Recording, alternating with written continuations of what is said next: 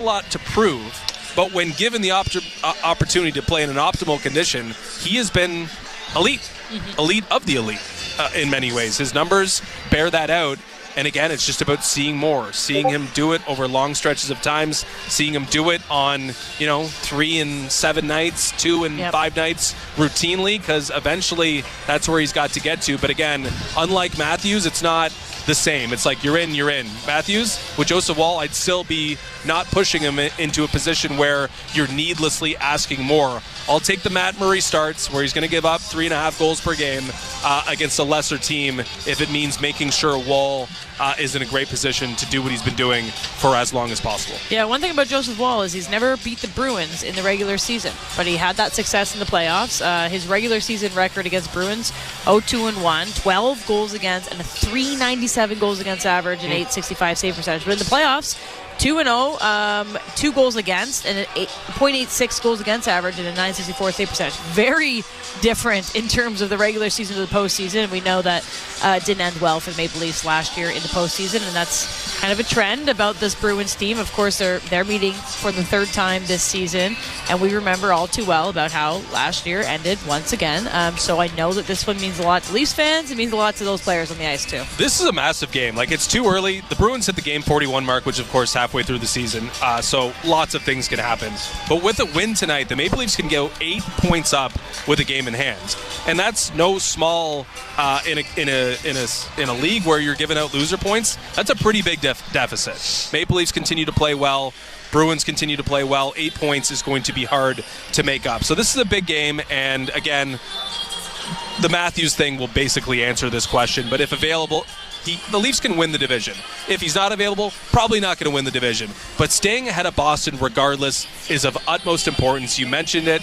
The problems in the playoffs, a lot of nightmares have unfolded in Boston in a Game 7 to make sure that you have home ice advantage over the Bruins, if need be, is very, very important. Not as important as winning the division, but very important nonetheless. 8 points up with the game in hand is a sizable lead at the halfway mark of the season. Well, the Maple Leafs have a really interesting piece of information for us to share. So the NHL is doing quarter century teams because now it is 2025. Welcome to 2025. And each team is going to be revealing their quarter century team. So it's a team of first team and second teams, 6 players each, 3 forwards, 2 defensemen, and 1 goalie, who played for the franchise from January 1st, 2000 onwards. Selected by broadcasters, writers, local writers, NHL.com writers, etc. So we have the Maple Leafs ones, which were revealed about 10 minutes ago. Okay. And I will give you the Maple Leafs first team of the quarter century. It hasn't been a brilliant quarter century of hockey. Well, here's your top team. Mitch Marner making it. Austin Matthews making it. Matt Sundin making it. So 2 centers? Yeah, they just said 3 forwards. They didn't have lines. Okay. 2 defensemen would be Thomas Caberlet and Morgan Riley, and in net, Ed Belfour. Okay. So that's your first team of the quarter century. Hard to argue with that. We should go to the second team just to make sure there's no arguments or snubs. Here's your second team. Phil Kessel. Yep. William Nylander. Okay. John Tavares. Those are your forwards. On the back end, Brian McCabe and Dion Phaneuf. And in net, Curtis Joseph. So, no Anthony Stolars? No Anthony Stolars. Maybe a reflection then, certainly it depends how young you are, but how good you have it if you're a new-ish fan of the Toronto Maple Leafs that didn't have to go through some real lean seasons. I mean, 2/3 of the first and second all-star team forwards are on the over team the course right of the quarter century are currently in the top 6 right now for the Maple Leafs, which says a lot about the amount of talent they have at the top of the roster. However, teams that were led by Matt Sundin more than 15 years ago, 20 years ago, 22, 23 years ago, they had more success. They went to Eastern Conference Finals. They had playoff success, and we haven't seen that yet from many members here of the first and second Toronto Maple Leafs teams over the quarter century. I think that's fitting that they put Marner and Matthews on that top team together with Matt Sundin versus putting, and then you've got Willie and John Tavares on the second team together. You think that's fair? Yeah, I do think it's fair. Yeah. I mean, if you just look at the overall numbers, I think it would probably bear that out. Matt Sundin, though, if we're looking at how much success he had in the 2000s, maybe I'm downplaying it a little bit, but you could probably just look at what he did since the since the century turned, what that would compare to William Nylander or John Tavares, I'm not really sure we could do that. I guess the interesting or the most interesting inclusion in this is Dion Phaneuf. Mm-hmm. Not really sure who I would take out. Not sure you could leave off a former captain. That's but true. Dion's production with the Maple Leafs is not exactly second team worthy. Here, I'll give you at a what it says. McCabe and Phaneuf each blended hustle and muscle into their games, making them difficult to play against at both ends of the ice. Only Riley has more goals among Maple Leafs defensemen since 2000 than McCabe, who added 214 assists for 297 points. His plus 63 rating was second best of any Toronto defenseman, tailing only TJ Brody. Phaneuf was named the 18th captain of the Maple Leafs on June 14, 2010, succeeding Sundin, and served in that role. So basically only talked about him being a captain. Oh, his 45 goals with Toronto are tied with Jake Gardiner for fourth by a Maple Leafs defenseman in the quarter century. Yeah, it hasn't exactly sounds like a captain vote. It hasn't been a assembly of brilliant defensive talent for the Maple Leafs over the last 25 years. Hey, play here long enough, Tanev could be on that. I might put him on there right now. I love Tanev. But did you see the video of him spitting out his gum the other day? I didn't know it was gum. Oh, I thought it was a tonsil. Like, it looked like it was half his mouth was spitting out, but we did investigative journalism. It was indeed gum. But blood-soaked gum. It kind of looked like the size of that tooth looked like it was a macadamia nut. The whole back row of his teeth. Yeah. 2 molars that were just fused together. Yeah, it was a bit gross. All right. I can give you the lines, but we only have about a minute and a half. I can give you lines. Okay, we can do it. In 1 second here. The lines tonight for the Toronto Maple Leafs, as mentioned, Matthew Nyes, Austin Matthews, and Mitch Marner, the top line for Toronto, a sight to behold for sure. Pacioretty, Tavares, and Nylander. Nylander finally getting some help after being a bit on an island of late. McMahon, Domi, and Robertson stay together. And the Reeves-less fourth line will be Lorentz, Kampf, and Dewar. This is about as good as the Maple Leafs can put out there right now, I guess, with the exception of Calle Jarnkrok, who we may never see. Morgan Riley and Philippe Myers, the newly signed Philippe Myers, on the top unit. McCabe and Tanev, Benoit and Ekman Larson. Connor Timmins remains out. Joseph Wall will start with Dennis Hildeby backing up and earning that NHL money. Yeah, I think you're right when you say it's kind of like the ideal lineup at this point. I don't know what kind of tweaks. I mean, we'll talk about the trade deadline. We'll talk about adding a body, and maybe it's a centerman for the Maple Leafs. Maybe it's another defenseman. But right now, what we're looking at is one of the healthiest and maybe most complete Leafs rosters that we've seen in a little while. Mm-hmm. So it might be great for them to have a little consistency, play with this team for maybe 3 or 4 games to see how things click, because the trade deadline around the corner, you want to know where weaknesses are. So we're getting a really great representation of what a Maple Leafs roster would look like tonight against one of their arch rivals. We are back to where we started. This is the lineup, but this lineup looks like it still needs something. So we will see in the coming weeks. We will see. All right, we'll take a quick break. On the other side, we'll get you set for puck drop, as it is Leafs and Bruins Hockey Night in Canada here at Scotiabank Arena. We'll be back on the other side. You're listening to Most from Leafs Hockey on Sportsnet 590, The Fan, and the Maple Leafs Radio Network. From the biggest stadiums to the coziest holes in the wall. From house parties to porch hangs to pride celebrations. From your favorite fuzz shop to your local Indian spot. From noodle bars to sports bars to salsa bars. There's a Molson with your name on it. Canadian Ultra XL. Molson. Everyone in. Must be legal drinking age. The 2025 Honda Civic Hybrid is here, and it may sound too good to be true. With a 2-liter 4-cylinder backed by 2 electric motors, giving a combined 200 horsepower, it's our most powerful and fuel-efficient Civic ever. Plus, with an estimated range of over 800 kilometers and available features like a Bose premium sound system, your crew will love it too.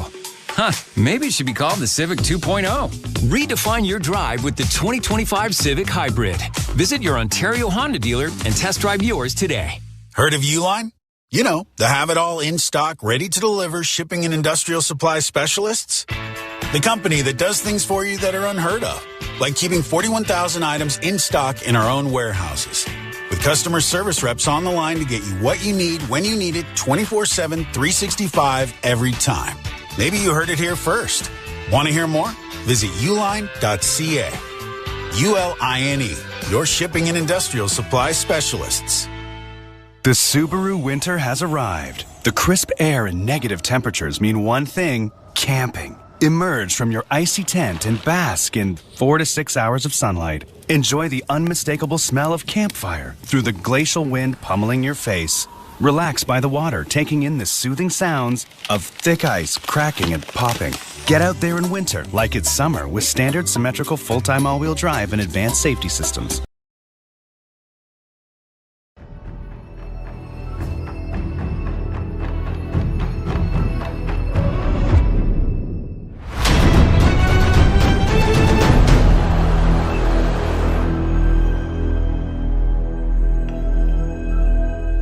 Grow on a daily basis. Genre-spanning workout channels and more. Soul Cycle Radio. I work out. Just search 2025 on the SiriusXM app. The Power Play with Steve Koulias. Vegas Golden Knights head coach Bruce Cassidy. What gets you excited when you see their team, really starting to function at a high level? Now you're bringing new guys in and creating a culture for them. I have always enjoyed that. Enjoyed it in Boston. Love it here. Two organizations with great culture and winning sort of attitudes. And we're seeing some young guys getting a little more responsibility and handling it well.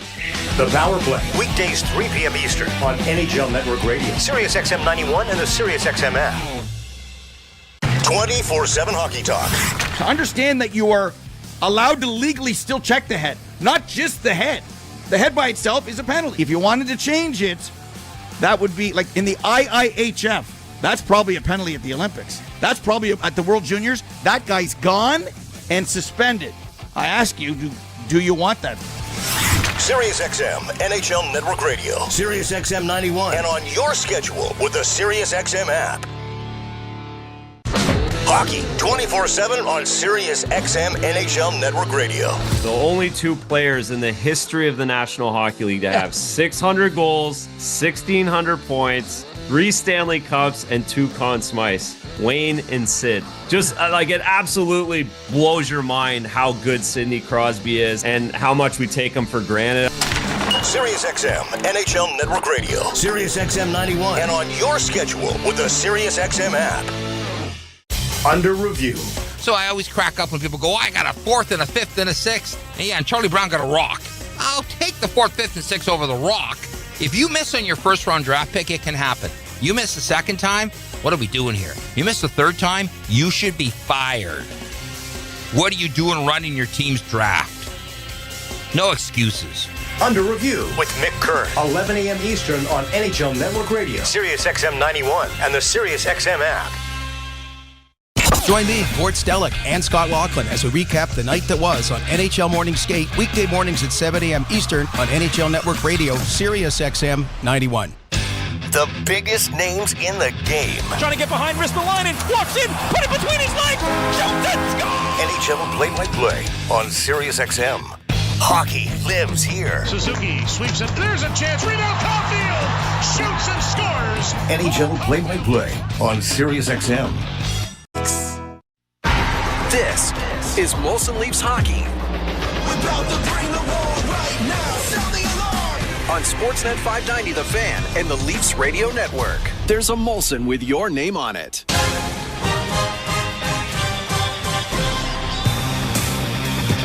Welcome back to Molson Leafs Hockey on Sportsnet 590 The Fan and Maple Leafs Radio Network. It's Leafs Bruins Saturday night hockey night in Canada. And we're fired up. Eilers Forfar, Justin Cuthbert just finishing up our pregame show as we get you set for puck drop in about 10 minutes. It's already pretty lit in here, as the kids are saying. Yeah, I imagine if you missed the previous 60 minutes of this program, you might not know that Austin Matthews is back tonight. And that kind of helps the atmosphere and the positivity heading into this game. The third of 4 meetings between the Leafs and Bruins will feature the captain of the Toronto Maple Leafs, which is no small thing. Woo! Yes, I think people with tickets that purchase this would be one of those. This would be one of the games that probably has the highest attendance or purchase rate in advance because Leafs, Bruins, it's a Saturday night, hockey night in Canada. I think the only ones that come to mind that would be a hotter ticket when the Canadians come into town and maybe the Oilers because those are some pretty good Saturday night matchups, but I think we're spoiled tonight. We're spoiled actually moving forward here. This is the start of a very strong Saturday night, I'll call it rivalry series. Beginning tonight, Bruins Then next week, Canucks. The next Saturday after that, Habs. Then Senators. Then Oilers. Then Canucks. That all leads into the Four Nations face-off. So Saturday nights involving the Leafs are going to be, did you say lit? I'll continue on with that. Lit moving forward till the Four Nations face-off and 2 weeks off for the Toronto Maple Leafs. We should get Bonesy and Ralphie to use lit. I think they have before. Okay, well, we're just making them younger. All right, so you said it. It's the third time they're matching up this year. Last time the Leafs won 4-0. They snapped their 8-game losing streak in the regular season versus the Bruins. We know that this rivalry runs deep. We know how last year ended in the playoffs, so maybe they can start a new tradition of beating the Bruins at home. It'll be Joseph Woll in net, as I mentioned it in our pregame show. He's had a really great stretch here. In his last 3 games, he's 3-0. Only 4 goals allowed, 1.33 goals against. But he's never beaten the Bruins in the regular season, so he wants to do that. He was great against them in the playoffs when he was able to play against the Bruins. So tonight, probably a personal goal for him to try to erase some of his previous not great regular season record against the Bruins. Yeah, I'm not going to pretend to get into the mind of Joseph Woll, but I think if he thinks about the Bruins, he probably thinks about his success in the playoffs against the Bruins more so than some disappointing results, we'll call them, in the regular season. Joseph Woll has eliminated any doubt, the same way Anthony Stolarz has eliminated any doubt about the performance of Leaf goaltenders. He's just been so good. He's been so good of late, and you just trust that when Joseph Woll's feeling good, that the Maple Leafs are going to get real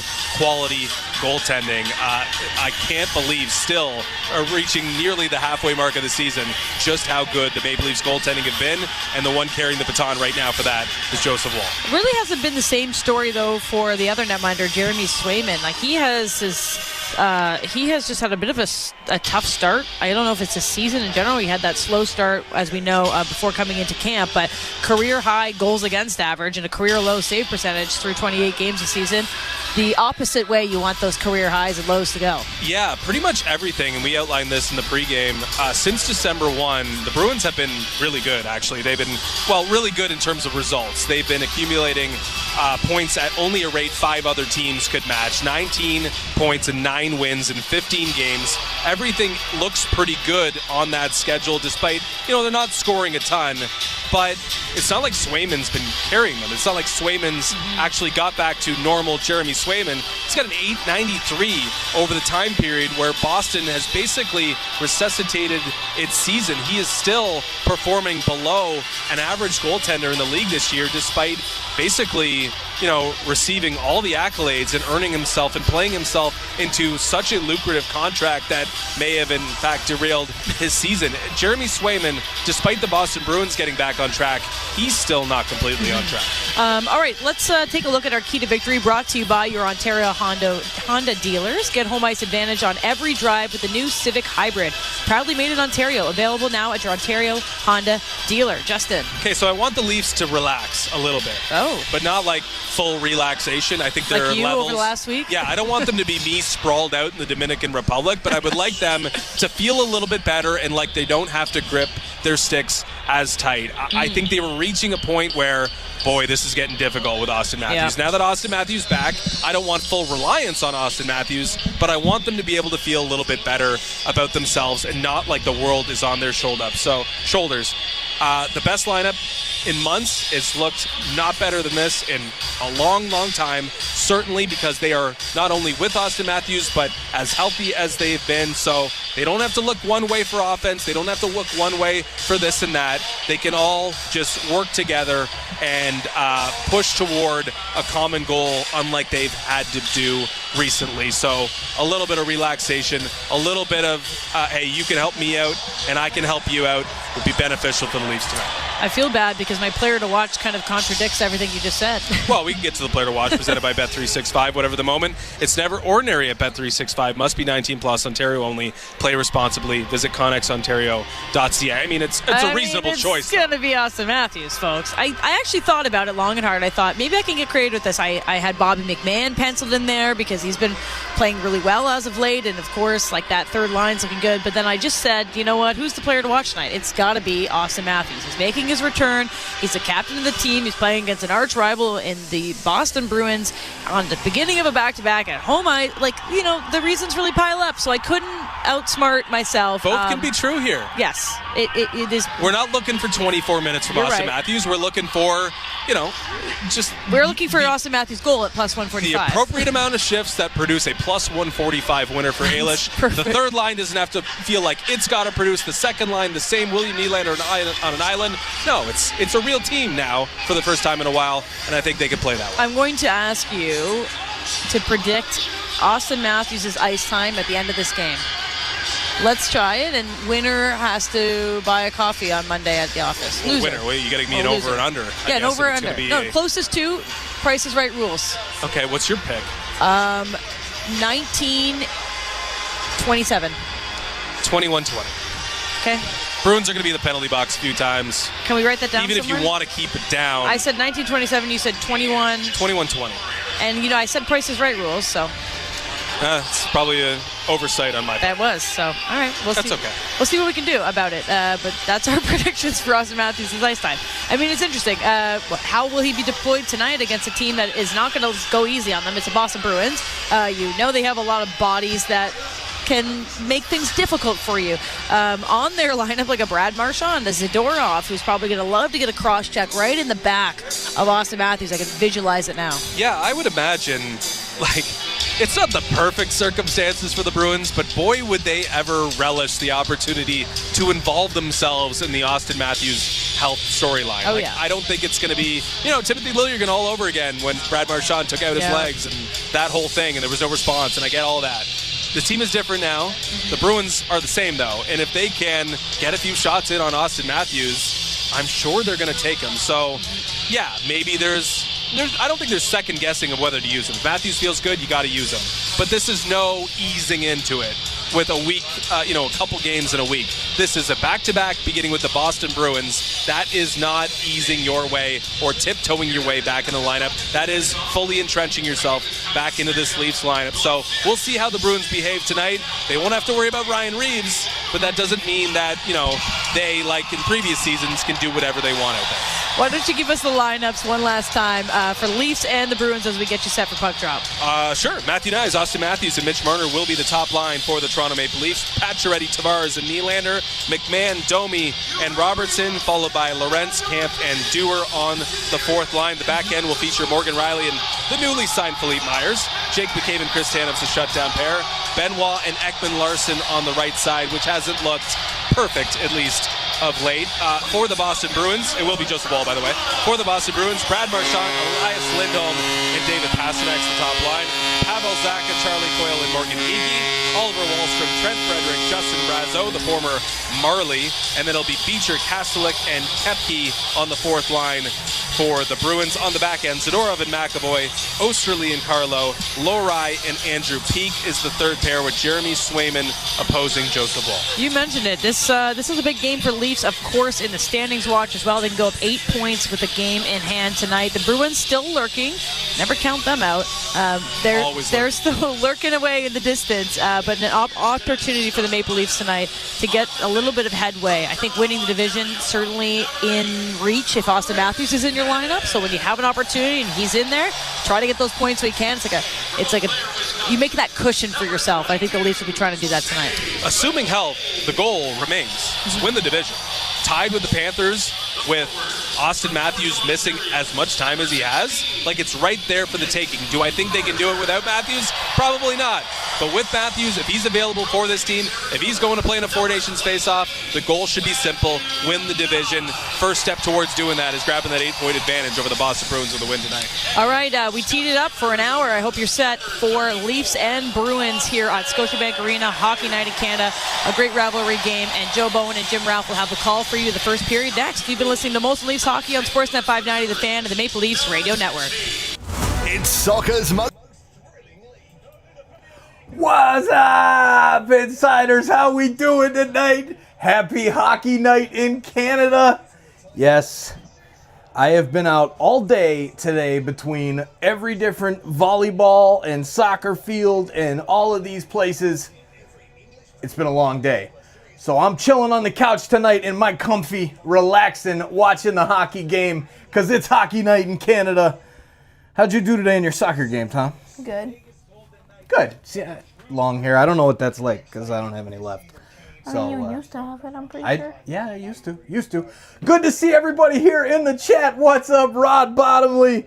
Cheers, Rod. Sean Fraser, Leanna Netling. How are you, Leanna? Cheers. Thank you for hanging out with us. Carmen, what's up, Carmen? Cheers to you as well. Cheers to all of you. And I don't have my drink or my beer. And I even grabbed a beer to bring down here, and then I forgot it upstairs. So I'm going back to the couch. Happy Hockey Night in Canada, everybody. Madison, what's up, Madison? Hit that like button down below and Big Jam Roll, cut it out. Stop with your chatting there with y'all saying all this stuff. Get out of that business there, Big Jam Roll. You got anything to say to anybody? Subscribe or share or anything fun? Well, or like, hey, let's just hope that it goes good for the Leafs today. All right. I like it. Hopefully the Leafs do well. We get the win. We've just beat 2 in a row over the Islanders, so the Bruins tonight, it's always fun when it's Boston and Toronto. There you go, Mad Max. What's up, Mad Max? How you doing? There you go. There's Noah. What's up, Noah? I think Noah's saying hi to you by saying Tom. There you go. Carmen says, Tom, cool soccer boy. Love it. All right, take us home. Joe's coming on the radio now to talk. Game's starting soon. There's Connor. What's up, Connor? Eh? No? Let's just try to get a lot more money raised for SickKids Hospital. Yes. I need to pin that link in the description and the chat. I actually didn't get it into the description because today I actually did a 100% remote setup from the parking lot of SeatGeek Stadium when he was inside playing the second game, an extra game that he got asked to play for. Really cool story because of my soccer channel. The second most popular live on my soccer channel was actually a Canada game played at that stadium during COVID. Crazy. Go Leafs go. Let's get the win tonight on Hockey Night in Canada. Hope you're spending it with the people you enjoy being around and having a good time. Cheers to everybody without my cheers. We'll see you guys in the chat. Go Leafs go. The Executive Director, Vice President of Hockey Operations for the NHL, Colin Campbell. The one thing that we're wrestling right now, like when do you change a call? We talk about a listening device in the referee's ear. Do we make that next step? How more perfect can we make a game through video review and helping the officials on the ice? Sirius XM NHL Network Radio, Sirius XM 91, and the Sirius XM app. Join me, Scott Laughlin, and Gord Stellick, along with former NHLer Mike Johnson for NHL Morning Skate. Weekday morning, 7 a.m. Eastern on NHL Network Radio, Sirius XM 91. Leafs and the Boston Bruins colliding at Scotiabank Arena. The start of a 2-game back-to-back home series for the Maple Leafs, who will face off against the Philadelphia Flyers here tomorrow night. And the heroes of the Hemp Hut are brought to you tonight by the good folks at Molson's. And brought to you by Molson, everyone in. Joseph Wall is 12-6-0 with a 2.39 goals against average and a .917 save percentage. He's never beaten the Bruins in regular season play. 0-2-1. Jeremy Swayman is 13-12-3. 2.87. 893 save percentage. He's down to our left as we're underway and the Bruins bring it in over the line. Lindholm to the Viking side and Matthews got back there to take it and get it in along the boards. And yes, we're talking about Austin Matthews, who is back into the lineup here for the Maple Leafs tonight. Nyes trying to get in over the line to Marner, drops it off for Matthews. He'll roll it towards the net, and Swayman will tip it off on the far side for Zadorov, who gets it out into neutral ice, and Pasternak works in over the line with a long shot, rang off the goalpost. Oh, and it went back off of Wall. It was rolling ever so slowly towards the goal line. He knocked it off the line.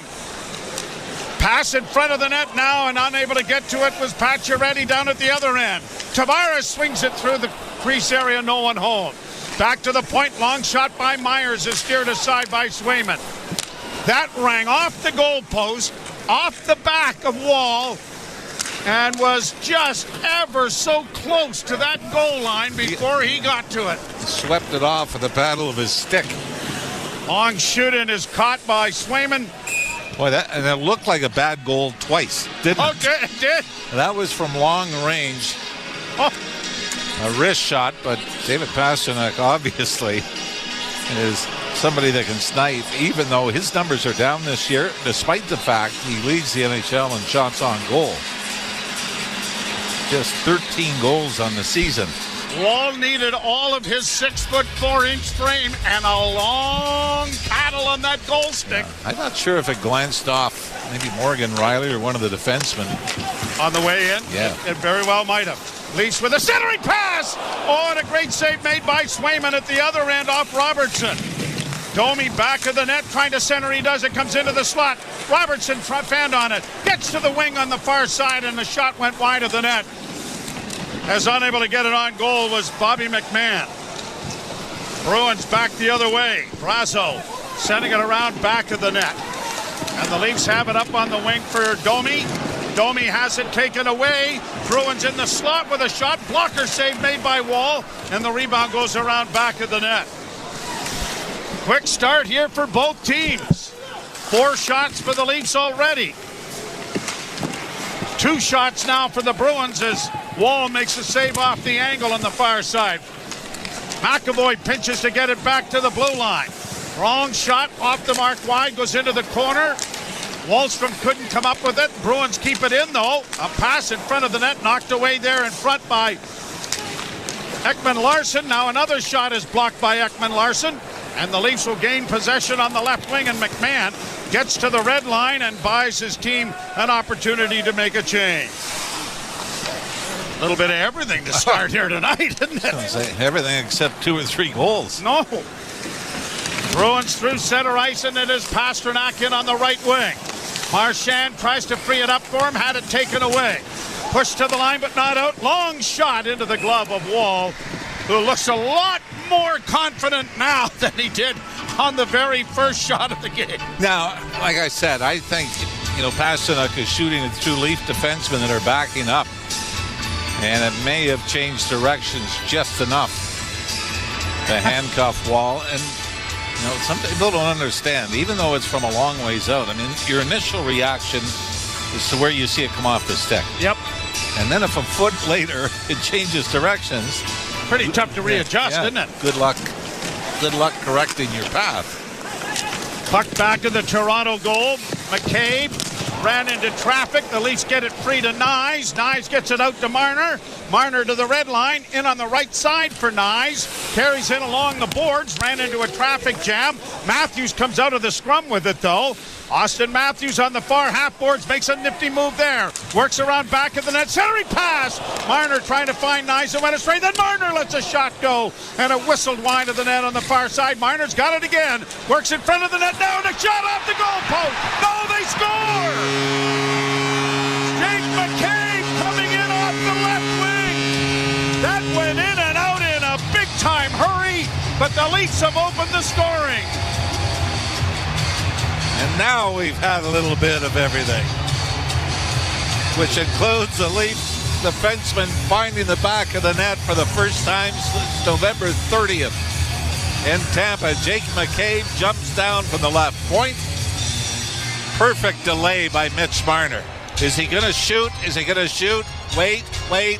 And then at the last minute, throw it from the right wing circle to Jake McCabe, jumping in ahead of David Pastrnak from the point to give them the lead. His first of the season. Never mind the first defenseman in a while. Well, Morgan Riley's last goal was a power play goal that opened the scoring against the Bruins here a couple months ago. Out at center ice, Zacha had it knocked down. Tavares in on the right side. Nylander closes. Centering pass! Oh, another shot. The goal light goes on. The horn. No, it's waved off this time. Okay, I was right the second time, I think.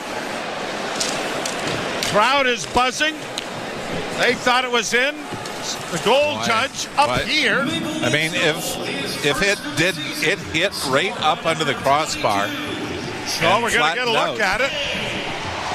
Usually you would hear the horn by now, would you not, if somebody caught it? It did go off. The horn went off.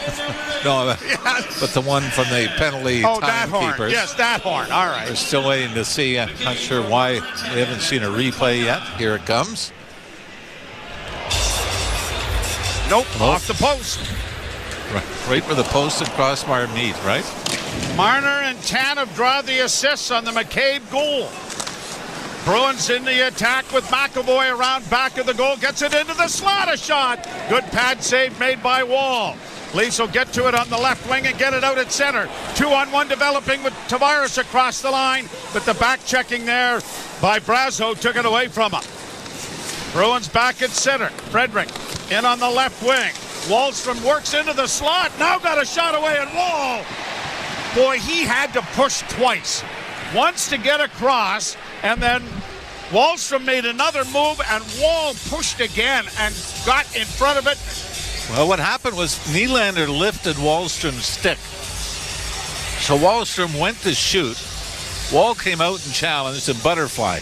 Nylander lifts his stick, and the puck changed directions another 4 feet. So you're right, he went down once, and then as the puck squirted to the right and Wallstrom caught up to that, Wall had to push over and get there a second time.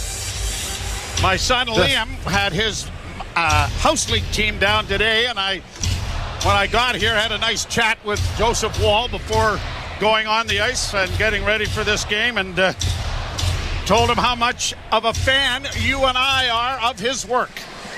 And he has played very well. Hope he said the same thing back. I don't think he knows who we are. Yeah, if I had to guess. Here's Nyes. Wrist shot steered wide up into the screen. No, he knew who we were. Shit. Did he ask? Particularly big fan of yours. He thinks that you must have been a really, really good goalie. What, because he's researched your career? Yes.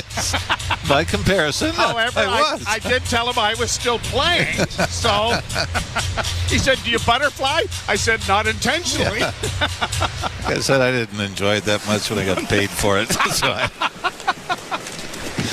McAvoy around back of the goal, plays it up on the wing. The Bruins get it out and pushed in on the left wing. Kostelic now trying to get a shot away. That went off a leg and went wide. It has been an up-tempo first period, and we're 5 minutes in. Domi starts out of his own zone. Pushed it out into neutral ice, but it rolled off his stick, and McAvoy couldn't get to it. Now a pass ahead for Domi. Left wing side, trying to find his man Robertson, heading to the front of the net, but it was intercepted and played back at center. Robertson on the right wing this time. Banks it around. Well, he tried to bank it around. It comes around to the near side. And the Bruins will get it out into the center ice zone, and the Leafs have it again, and both teams are changing. 1-0 Toronto. Now in over the line for Lorenz. Lorenz into the corner with a good hit on Mason Lohrei, and the puck comes out at center ice and now off a stick down into Toronto territory. And Myers is back there, freshly with a brand new contract. And an errant pass now by the Leafs, but getting down there is Dewar and deny icing. Lorenz goes in to help out. Back of the net for David Camp. He had it knocked away. And the Bruins start back out at center ice with Coyle getting to the red line, trying to punch it in over the line, but there are a lot of Leafs in that vicinity. And now played around back of the net for David Camp, who has skating room, and he'll punch it out at center ice for Connor Dewar, who backhands down into Boston territory to get a change going. 13:23 to go first period. And the goal is from Jake McCabe. The Leafs lead 1-0, but the Bruins in on the left wing. Good poke check there by Benoit. Leafs break it out now with Ekman Larsson. Over on the right wing side, Tavares will get a backhand to play down into Boston territory. Bruins having difficulties there, but now punch it up on the left wing. Then Nylander comes back in the back check to steal it back. Back for Tavares. Tavares to Benoit. Leafs are changing again as it comes ahead on the far side, and Pacioretty deflects it down into Boston territory. Bruins will play it out into neutral ice. broken up at the Toronto blue line. Shots are 6-5 in favor of Toronto. Wall has made a couple of good saves and been very, very fortunate on a goal post and a ricochet off his pad that he was able to scoop off the goal line on the first shot of the game. Bruins back in their own zone, play to the line but not out. Tanev keeping it alive. Matthews on the far boards, tried to center, it was picked off, then Matthews pokes it back into the corner again. Zadorov will send it around on the boards, and it's out into neutral ice, and the Bruins will shoot it into the Leaf end. Wall giving it back to Morgan Rielly. Rielly gets it up on the right wing for Marner. Marner returns the favor. Here is Rielly in on the left wing, a bank off the end boards, looking for Domi, who's off the bench, trying to get it back to the blue line, just kept in there by Robertson. But no one on the near boards can help him out. The Bruins get it out in center and now down into the Leaf end. Puck on the near boards and brought out by Nick Robertson. Pushed ahead for Rielly on the right wing. Rielly with a backhand pass in front that was blocked. Bruins get it up on the wing, and Rielly's got a ways to go to get back into the defensive posture, but the Bruins just send it in, trying to get a change of players going, and now Rielly has it on the near boards. Up ahead for Dewar. Tipped in for David Camp. Camp misses his man with a hit. Dewar doesn't miss his, but the Bruins have it out at center ice. Right wing side for Coyle. Into the slot. Knocked away there by Ekman Larsson. Poked up on the boards and out at center ice. Dewar trying to protect it. Has it up against the boards. Double teamed over there. Bruins will get it freed up.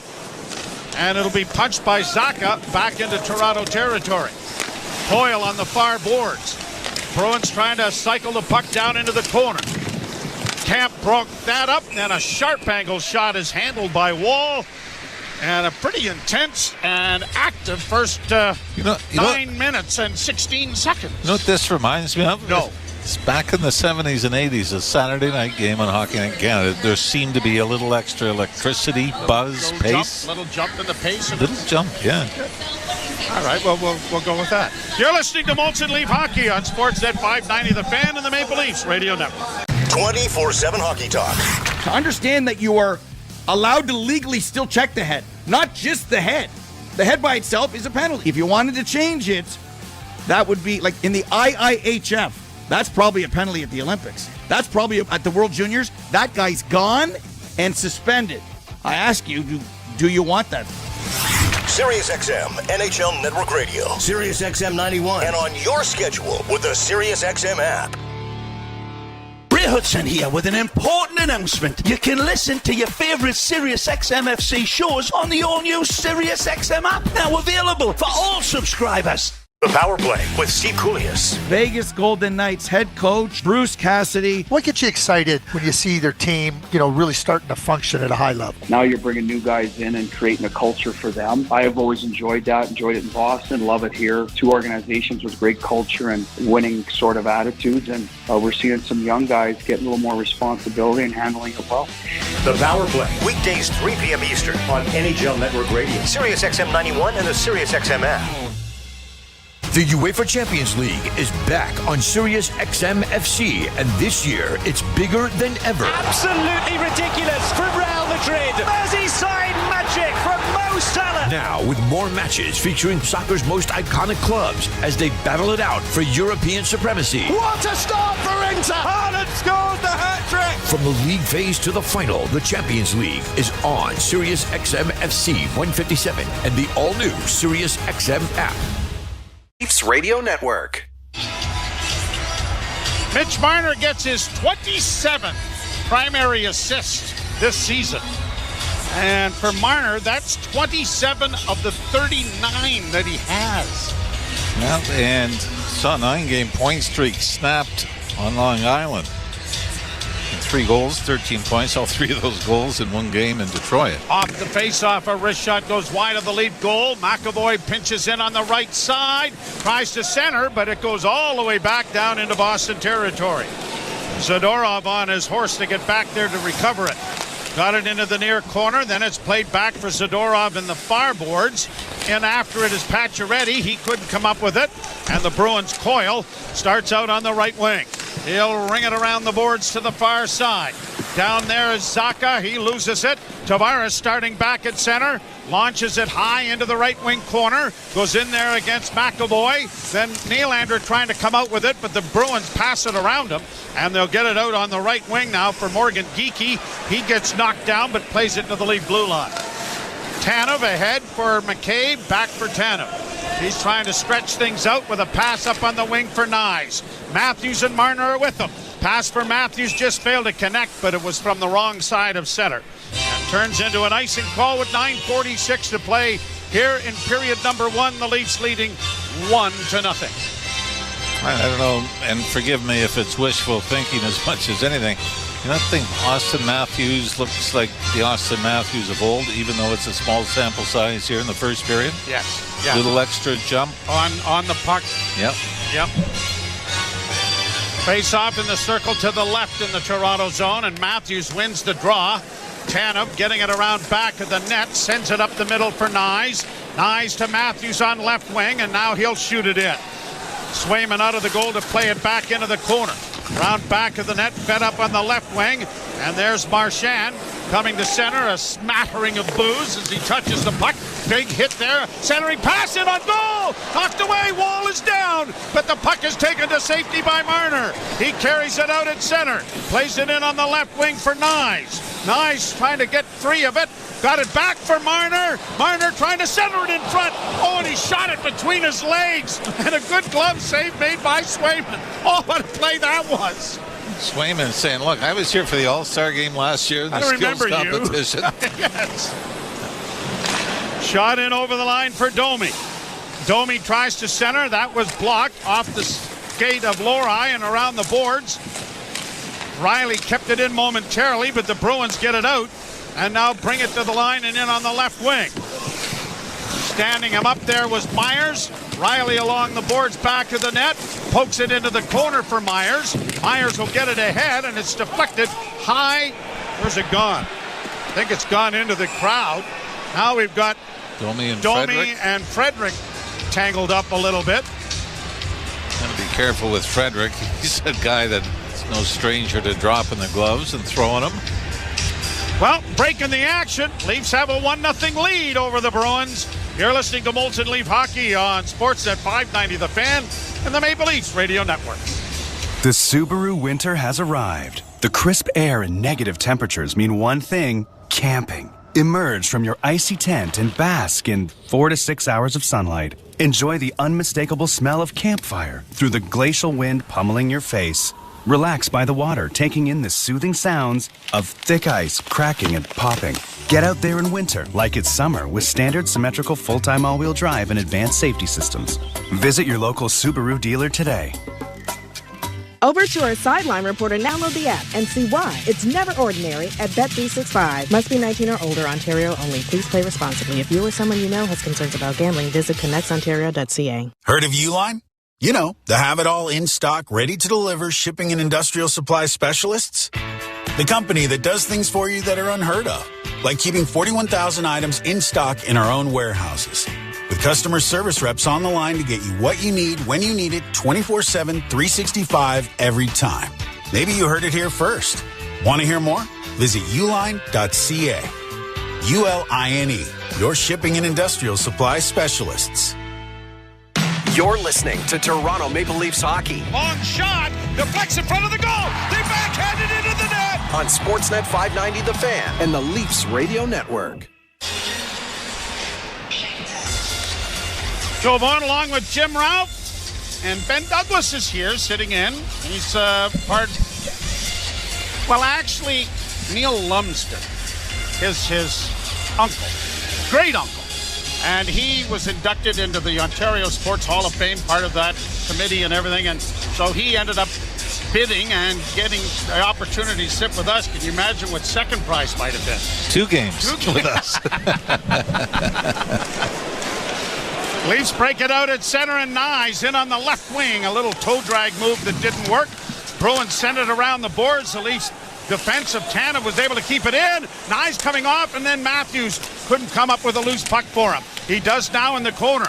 Back to the point to Tanev, D to D to McCabe. McCabe to Marner. Back in around back of the net it goes. Matthews comes out of the scrum with it again.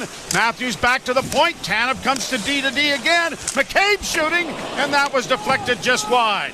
Tanev sends it to the goal crease area, and McAvoy trying to get away from Nyes, and Nyes is going to get a penalty for reaching around him. I believe it's going to be called a holding call. That was not, I mean, you like the thought process, but as soon as the hand comes off the stick, and it was Zadorov that Nyes was battling with. And what you don't like about it, and we saw this in the game against the Islanders a couple of nights ago, taking those penalties a long ways from your own net. Penalty kill brought to you by your Ontario Honda dealers. Home ice advantage in every drive with the new Civic Hybrid. Proudly made in Ontario. Available now at your Ontario Honda dealer. And this is one of the most surprising stats in the NHL. We saw the Islanders were last in the power play this year. Who is second last, Mr. Ralph? Surprisingly, the Boston Bruins. 31st. I would say shockingly. 17 power play goals and 132 opportunities. They've only had 2 power play goals in a game once this season. Bruins send it down into the Leaf zone, around back of the net, kick free. Marner gets a hold of it and is able to get it off a stick and out into Boston territory.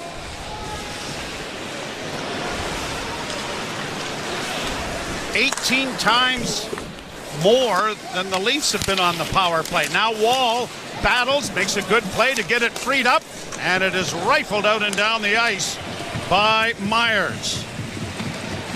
Surprise too is David Pastrnak and Brad Marchand, only 6 power play goals between them. Drop pass, here's Pastrnak bringing it to the line. Got around one man but couldn't get around a second. Puck goes around back of the net. Marner has an opportunity to airmail it. Whoa. High stick making contact, and that will stop play and bring it all the way back. What were you awing about? Well, no, I'm awing that it was a great break for the Leafs. I'm not sure why Marchand is going to knock that down with a high stick. Oh. Well, my grandfather used to say "Holy Mac" and "Aw." Oh, really? Yeah, so that just stuck. I got it somewhere. That stuck with our family. Yeah. Oh, it is. Yeah. Okay. Does he know I have it copywritten and he'll owe me money? Oh yeah, they send you money every week. Oh, great. All right. I'll send the receipt. Oh, that's his copyright. I'll send a receipt. So let's call it even. Oh, well, we're even then. All right. Played down into the Toronto zone, poked along the boards by McCabe. It comes free. Leafs breaking out with it now. And Connor Dewar's going to skate it to the red line and then throw it deep into Boston territory with a half minute to go on the power play. Wholesale changes for the Maple Leafs. Bruins start out with it on the right side. Pastrnak, rink-wide feed. That was blocked. Puck is still in the zone, but it is pushed by the Bruins themselves out into neutral ice. Now 10 seconds left in the penalty. Marchand turning in his own zone. Oh, people are starting to remember again. And over the line is played around back of the net as the penalty expires. Nyes back into the fray. Back of the net for the Leafs and punched around the boards for Nyes. Nyes has it on the wing. Gives it back to Myers. Myers to Benoit, and he'll flip it ahead. Nyes sends it into the offensive zone, and Tavares steals it. Tavares back to the point to Morgan Rielly, closing, and he shot it wide on the short side. Kept in by Pacioretty. Doesn't reach Nylander, who was back of the goal, but now an errant pass is stolen by the Leafs in front of the goal. Nylander can't get a stick on it. Pacioretty does. Sends it back for Willie. Nylander along the boards, lost it again. And it's grabbed off by Zadorov, who will get it to the line, but the Leafs keep it in. To Nylander on the near side, shooting! Blocker save made by Swayman. Bruins play it off the boards, and it'll get to center ice finally. And Kostelek sends it down into the Toronto end. 4:50 to play in the first. A goal by Jake McCabe is all that's on the board at this point. Bruins down in the attack. Brazo comes out of the corner with it. Brazo working in front with a shot. Stopped by Wall. He's going to scoop it back into him and cover up on it with 4:34 to play here in the period. The Bruins trail the Maple Leafs 1-0 on a goal by Jake McCabe from Marner and Tanev at 3:29. You're listening to Molson Leaf Hockey on Sportsnet 590 The Fan and the Maple Leafs Radio Network. This week on Let's Go with Bill Belichick, Max Crosby, Peter King, and me, Jim Gray. Los Angeles Chargers coach Jim Harbaugh. Now you're back with an opportunity here in the playoffs. It happened pretty quick. It feels good, really good. That's how it's felt, since day one, where everybody is doing anything and everything they can to help us be successful and to win. If you have that, it's just who could have it better. Listen to the extended version of Let's Go, now available exclusively on the SiriusXM app. The Power Play with Steve Koulias. Vegas Golden Knights head coach Bruce Cassidy. What gets you excited when you see their team, really starting to function at a high level? Now you're bringing new guys in and creating a culture for them. I have always enjoyed that, enjoyed it in Boston, love it here. Two organizations with great culture and winning sort of attitudes, and we're seeing some young guys getting a little more responsibility and handling it well. The Power Play, weekdays 3 p.m. Eastern on NHL Network Radio, SiriusXM 91 and the SiriusXM app.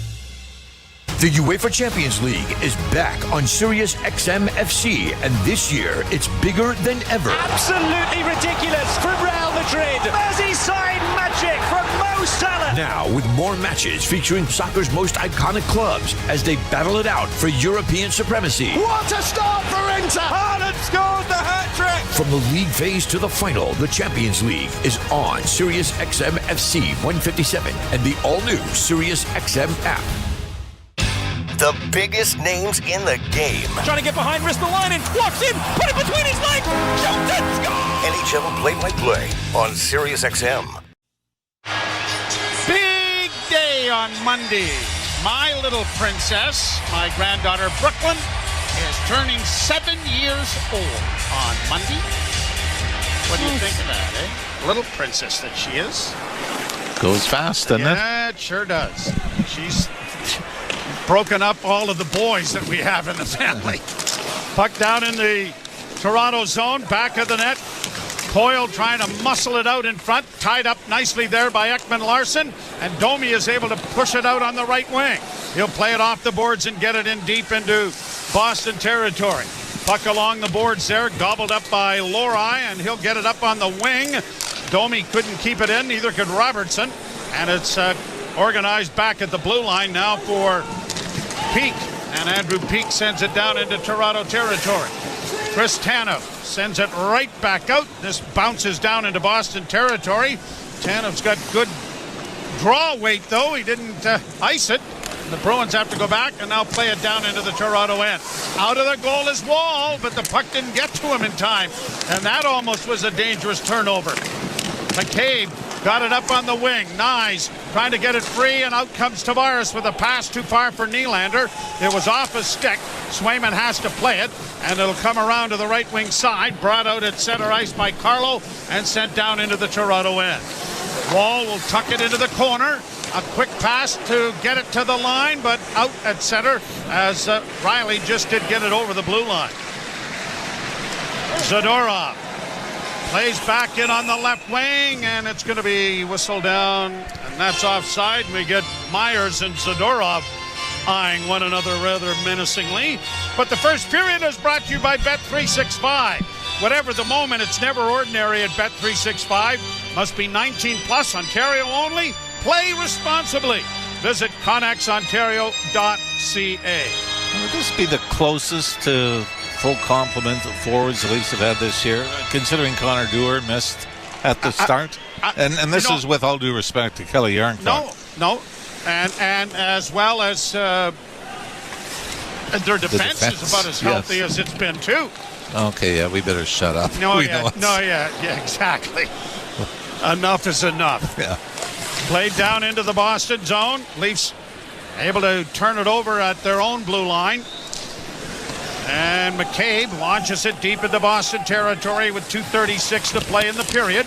Toronto up 1-0. Nyes drops for Marner. Back in front of the net. Benoit centers! Oh, and Tavares just failed to redirect it there. Tavares with it again along the boards. Comes back for Marner to Nyes on the left wing side. Benoit drive blocked away nicely by the arm of Swayman. Tavares was in the exact same spot The second time Benoit threw it, but it was as if Benoit said, look, you missed the first one. I'm not giving you another chance. Not giving you another chance. No. Besides, our defense is really hot at scoring. Well, you remember the goal that, was it here against the Islanders? Benoit shot and it went off John Tavares? Yep. So maybe Benoit's saying that's my turn. Bruins win the face-off. McAvoy playing it around the boards to the line, but not out. Long shot that Swayman had to block. Leafs come out of the near boards with it. Nylander getting it back to the point to Riley. He'll go D to D to the far side. Myers in along the far half wall. Down low, centering pass. Chopped at by Pacioretty, but Swayman gets a glove on top of it to stop play and bring a face-off in the Boston zone to his left. Leafs with 12 shots on goal now, 8 for the Boston Bruins. Looked like there was a bit of a giggle between Jeremy Swayman and Max Pacioretty. I think Pacioretty wanted to corral the pass. He had his back to Swayman and missed it and almost tipped it through the Boston goaltender. Face-off won by Boston. Played up on the wing, a little bit too far for Kostelic. Shot right back in again. Oh, Myers had his shot blocked because his stick was broken. Leafs get it back down into the corner. Tavares into the boards area. Can't come away with it. Morgan Riley frees it up for Nylander, and now Riley gets a nice little pass ahead, and Pacioretty will send it into Boston territory. Bruins on the far side. Osterley gets it out. Leafs back there to recover the puck, but then give it away. Ekman Larsson lost it, and it's shot in by Boston, but the carom comes all the way back out at center ice, and now David Camp has difficulties and loses it to Coyle. Charlie Coyle in on the right side. Benoit stopped him in his tracks. Puck is in around back of the Toronto goal. Chipped into the near corner with less than a minute to go in the period. Bruins trying to come away with it. Poked up along the boards. Dewar couldn't get to it. It comes back to the point. Peak over on the left wing side. Gets it returned. Andrew Peak with a shot in traffic. There was a puck laying in the goal crease area, and Lorenz got there in time to play it out at center ice. Mason Lohrei back in his own zone. 33 seconds in the period left. Gets to the Leaf blue line. In on the right side. Pasternak gets it back to the point. Fed over on the far point, then rung around the boards back to the net. Geekie couldn't come up with it. Leafs would like to just get it out, and they do. And Robertson's racing away on the left wing, trying to get in to the net area, but it was knocked off his stick. Puck in the Boston zone, though. And the final seconds are ticking down in the period. Whoa! A pass there by the Bruins, and the stick of McMahon just got enough of it. That looked like it might be headed to the net. It was a rocket, too, wasn't it? But the horn goes to end the period with just one goal. Jake McCabe gets off the schneid. He has his first of the season, and as you mentioned, the defense is now red hot. Yeah, first goal since Chris Tanev in Tampa. Morgan Riley's last goal was early November here against the Boston Bruins. It was a power play goal. Turned out to be the game winner. Scored in the first period. And from a Leaf standpoint, it's great to get the blue line involved. It's great to have Austin Matthews back, but boy, you get that secondary scoring, and it's absolutely huge. By the way, that win the last game here snapped a 9-game winning streak that the Bruins had in the regular season over the Leafs. Marner and Tanev drew the assists on the McCabe goal. 1-0 as we step aside. Ailish Forfar and Justin Cuthbert coming your way. You're listening to Molson Leaf Hockey on Sportsnet 590 The Fan and the Maple Leafs Radio Network. The biggest names in the game. Trying to get behind Ristolainen. Walks in. Put it between his legs. Shoots it. Score! NHL play-by-play on SiriusXM. The best hockey lives here. Burns gets it back. Stick handles to the backhand. Moves in front. Score! NHL play-by-play on SiriusXM. Ray Hudson here with an important announcement. You can listen to your favorite SiriusXM FC shows on the all-new SiriusXM app. Now available for all subscribers. The Power Play with Steve Koulias. Vegas Golden Knights head coach Bruce Cassidy. What gets you excited when you see their team, really starting to function at a high level? Now you're bringing new guys in and creating a culture for them. I have always enjoyed that, enjoyed it in Boston, love it here. Two organizations with great culture and winning sort of attitudes, and we're seeing some young guys get a little more responsibility and handling it well. The Power Play, weekdays 3 p.m. Eastern on NHL Network Radio, Sirius XM 91 and the Sirius XM app. 24/7 hockey talk. What's up, insiders? How we doing tonight? Thanks for hanging out with us tonight on Hockey Night in Canada. Yes, Saturday night, it's the best. I love Hockey Night in Canada. Cheers to all of you for hanging out with us tonight. Go Leafs, go. 1-0 lead over the Bruins.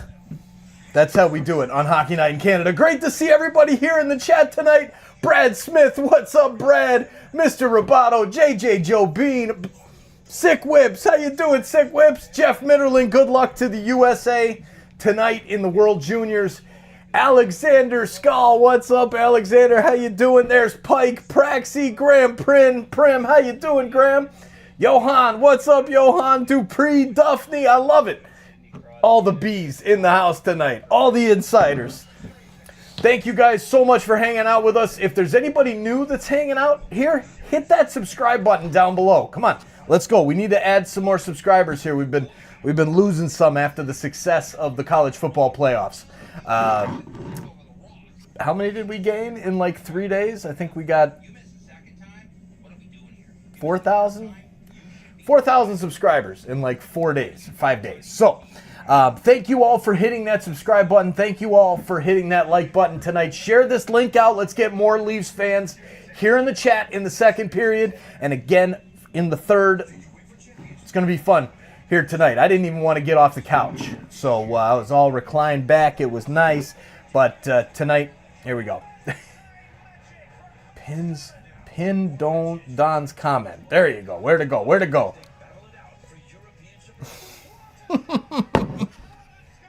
You're smart, babe. You're smart. Pin is no, not pinning that, Don. Not pinning that comment. No chihuahuas. Yes, she does, Madison. She does. Not happening. All right, let's hang out here. I'm sure now that I said that, it's going to happen. I'm going back to the couch. Thank you guys for being here. We'll see you guys real soon. Go Leafs, go. Let's have a big second period. Who's got the next one? I'm thinking, I'm going to go with Willie. I think Willie gets it done. Go Leafs, go. Thanks, insiders. See you back in the chat in a few minutes. Scott Laughlin as we recap the night that was on NHL Morning Skate, weekday mornings at 7 a.m. Eastern on NHL Network Radio, Sirius XM 91. Leafs Radio Network. Works in front of the net now, and a shot off the goalpost. No, they score! Jake McCabe coming in off the left wing. That went in and out in a big-time hurry, but the Leafs have opened the scoring. Welcome back to Molson Leafs Hockey on Sportsnet 590, the fan of the Maple Leafs Radio Network. It's a 1-0 lead for the Leafs over the Boston Bruins after 20 minutes thanks to a goal from a defenseman in this economy. Who knew? Very rare. Very, very rare. 16 straight games without one. They broke the dam. Well, 1-0. And I think Jake McCabe understood the assignment, how long it had been, because that was a Austin Matthews-esque celebration from McCabe. Now, we don't have much in terms of data and background to choose from, like how excited he normally gets when scoring a goal. But I felt like that was, we haven't scored in 16 games. Here's a goal. I'm going to celebrate it accordingly. Too. Yeah, and it was his first, so maybe that was part of it. Mm-hmm. But I think there was a built-up frustration there hearing about how the blue line hadn't been productive behind that McCabe celebration, because you could have fooled me if you said that was Austin Matthews from a distance. Leg kick, fist pump, over the shoulder, windmill. He did all of the moves in one. Mm-hmm. It was like the YMCA.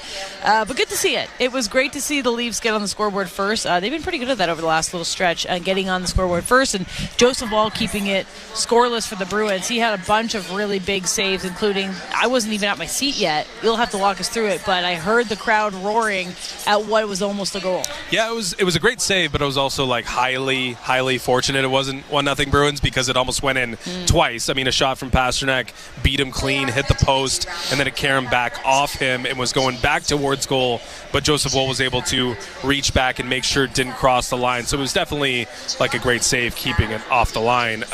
Joseph Woll had to be pretty smart in pulling that off, but it wasn't like the sharpest start from anyone with the Maple Leafs, I thought, and Joseph Woll almost let one in there, so it gave him the opportunity to settle in. I thought he was very good by the end of the period, but he was almost beaten pretty clean there and pretty fortunate to get a highlight reel out of it. Yeah, 9 shots for the Bruins after the first period, 11 for the Maple Leafs. Okay, let's go to the biggest story pre-game, which was Austin Matthews.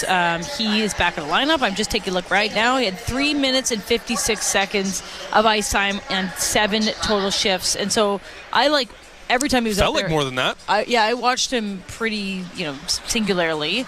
I did notice I felt like he was changing first on every shift. So, if you compared it to his line mates, but I don't know. What are your thoughts? Obviously, I think we're all going to have all eyes on him. Is he laboring? Is he wincing? Is he avoiding contact? I think I saw him avoiding contact, but I mean, obviously, you probably would if you have an injury. Yeah, I mean, I thought he looked great. I thought he looked healthy. I think that's the most important thing. I mean, it was McCabe with the goal, and Matthews didn't get even an assist on it. Mitch Marner had a great pass to get the assist. We should probably mention that. But that goal wouldn't have happened without Austin Matthews and his dominance and his prowess in the offensive zone. It was like a quintessential top-line shift where everyone was kind of doing their part. It was just one of the other guys who scored in Jake McCabe. Matthews had his fingerprints all over that goal, and I thought he looked good every time he was out there. He looked like a normal Austin Matthews who was creating space in the offensive zone for himself. The deception, the power, the turns, everything seemed like it was there for Matthews. I just, if he does score tonight, I don't want to see the same windmill that McCabe gave, just in case. Keep everything, no need for that extra movement when you're coming back from an injury on a back-to-back. Definitely not. I did see at one point Matthews was changing and Marchand was skating right behind him, and he pulled on his jersey a bit to kind of, say, hey, let's get engaged in some dialogue. And Matthews was straight off the ice, but Marchand was holding on to him a bit. And then as soon as Matthews got off, Domi came on. Domi dummied Marchand in the back and kept skating. So they're not allowing for any of this to really, pile on for Matthews. Looks like the team is going to do their best to keep him out of the muck. But Marchand was trying to do it. Yeah, and Elias Lindholm got a shot on him in the first shift as well. So they're going to take their shots. I mean, you're not going to just walk freely and get to return without any resistance. The Bruins are going to provide it. So far, I guess Austin Matthews has passed the first series of tests. All right, we'll take a quick break. It's a 1-0 lead after 20. Leafs over Bruins. On the other side, we'll give you the downtown scoreboard, get you set for the second period. You're listening to Molson Leafs Hockey on Sportsnet 590 The Fan and the Maple Leafs Radio Network. From the biggest stadiums to the coziest holes in the wall. From house parties to porch hangs to pride celebrations. From your favorite fuzz shop to your local Indian spot. From noodle bars to sports bars to salsa bars. There's a Molson with your name on it. Canadian Ultra XL. Molson. Everyone in. Must be legal drinking age. Get the official NHL app to watch, read, and listen to all the deeks. All I can say is absolutely wow. All the sauce. All the saves. Stop from Vasilevsky. All the hits. All the snipes. All the sellies. He scores! Unbelievable! All the hockey. If it's hockey, it's here. Listen to every NHL game for free, now with Apple CarPlay and Android Auto. Download the official NHL app now. The 2025 Honda Civic Hybrid is here, and it may sound too good to be true. With a 2-liter 4-cylinder backed by 2 electric motors, giving a combined 200 horsepower, it's our most powerful and fuel-efficient Civic ever. Plus, with an estimated range of over 800 kilometers and available features like a Bose premium sound system, your crew will love it too. Huh, maybe it should be called the Civic 2.0. Redefine your drive with the 2025 Civic Hybrid. Visit your Ontario Honda dealer and test drive yours today. Heard of Uline?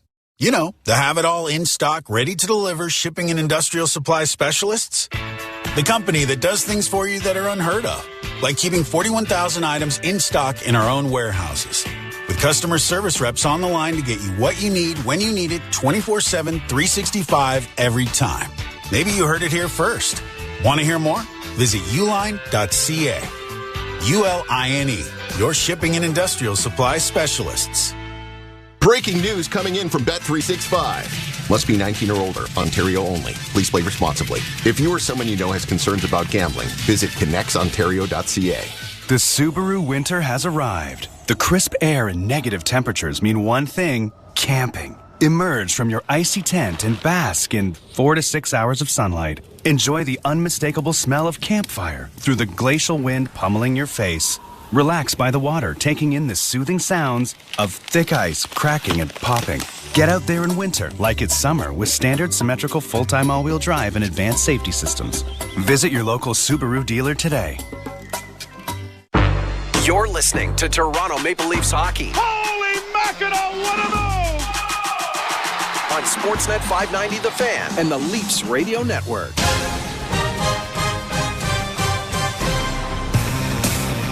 Welcome back to Molson Leafs Hockey, Sportsnet 590 The Fan and the Maple Leafs Radio Network. Eilish Forfar and Justin Cuthbert for your intermission show. It's a 1-0 lead for the Leafs after 20 minutes thanks to the first goal of the season for Jake McCabe and the first goal by a defenseman in 16 games for the Maple Leafs. It's like they heard us clamoring for it. I think they did. I think the celebration would bear that out. We talked about everybody who was a part of that goal except for one, and that was Matthew Nyes. And I just want to underscore one thing that I missed. Well, you know, I missed the last game. And there was the fact that Berube called out Nyes for saying he needs to be more reckless. I feel like that is a perfect snapshot of like keeping accountability, but also the respect between player and coach, because clearly that was like, you were getting called out in the media in that moment, and yet it felt like palatable and something clearly Matthew Nyes has responded to, because I thought he was reckless and really good and really effective in that period. All right, let's take a look at the NHL scoreboard presented by Bet365. Whatever the moment, it's never ordinary. Bet365 must be 19 plus, Ontario only. Play responsibly. Visit connexontario.ca. I told you that Gord Stellick filled in for you, and he did a great job with this. Yeah, speaking of Gord Stellick, apparently he did this way better than I ever have, so really I will try to do it without blemish here.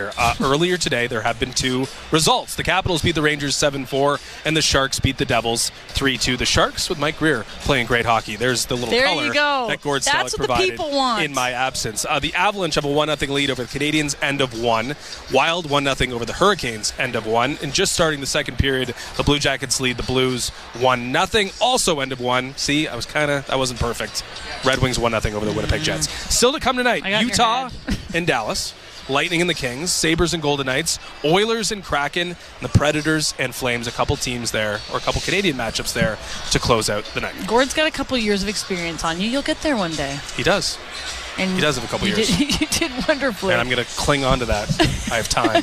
He doesn't. It's all good. I thought that was when we came in here afterwards, Joe and Jim.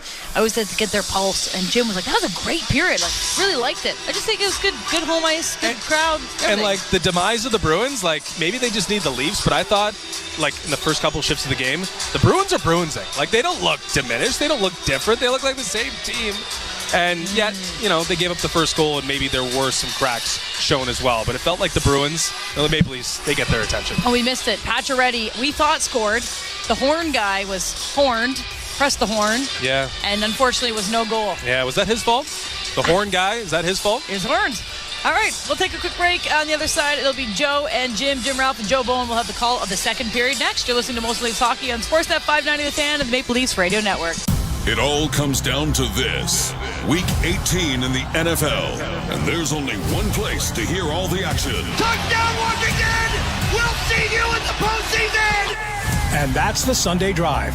This is Steve Torrey. Join Bill Leckus and me at noon Eastern for live listen-ins, guests, playoff implications, and coaching news around the NFL. The Lions will take on the Vikings with everything at stake. Spend Week 18 with a Sunday Drive at noon Eastern on NFL Radio Channel 88 and on the SiriusXM app.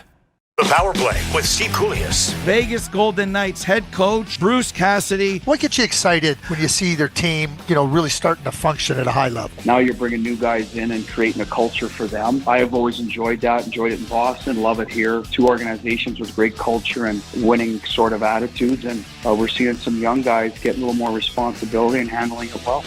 The Power Play, weekdays 3 p.m. Eastern on NHL Network Radio, Sirius XM 91 and the Sirius XM app. The UEFA Champions League is back on Sirius XM FC, and this year it's bigger than ever. Absolutely ridiculous from Real Madrid. Merseyside magic from Mo Salah. Now with more matches featuring soccer's most iconic clubs as they battle it out for European supremacy. What a start for Inter. Haaland scores the hat-trick. From the league phase to the final, the Champions League is on Sirius XM FC 157 and the all-new Sirius XM app. Join me, Fort Stellick, and Scott Laughlin as we recap the night that was on NHL Morning Skate, weekday mornings at 7 a.m. Eastern on NHL Network Radio, Sirius XM 91.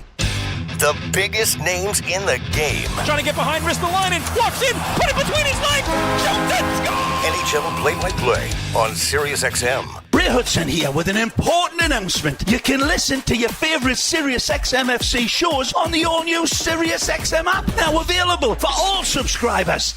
Join me, Scott Laughlin, and Gord Stellick, along with former NHLer Mike Johnson for NHL Morning Skate, weekday mornings, 7 a.m. Eastern on NHL Network Radio, Sirius XM 91. And the Leafs Radio Network.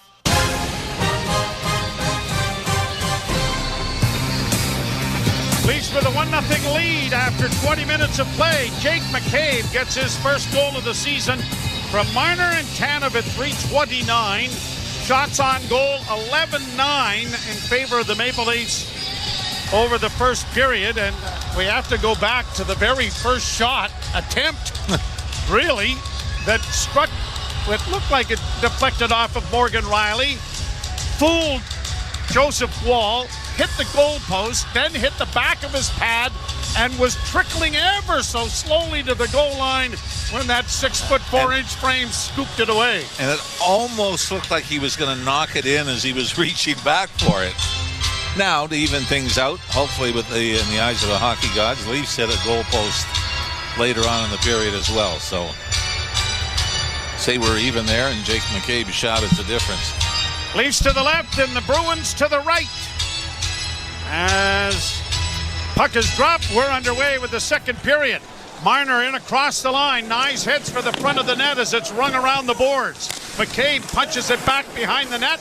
Cut off there by the Bruins. Fed ahead for Marchand, and he gets it out at center. McAvoy into the rush with Pasternak, and it's offside. And then Pasternak gets a bit of a shove, but not the most intense thing we've seen. Zadorov is over trying to pretend that he's tough and to have a word with McCabe, but nothing more is going to do. And you know what? Come from that. Fine, the play. Brad Marchand, a little spear to the midsection on Austin Matthews right after the whistle. Surprised? Probably the first time he's ever done that. Not like that, you know that. He's taken a few as well. Oh, yeah, I'm sure. We get another whistle here on an icing. That's going to come back into the Toronto zone. Well, the period's starting at a bit of a snail's pace. Pontus Holmberg, Connor Timmins, and Ryan Reeves scratches for the Maple Leafs on this night. There haven't been a lot of healthy scratches on a nightly basis, have there? No. It's been who's been recalled, who's been placed on IR. And Hakanpää is skating today and taking part in the practice, so he might not be too far away either. But yeah, the Leafs finally getting a little healthy as a backhand shot knocked away by Wall.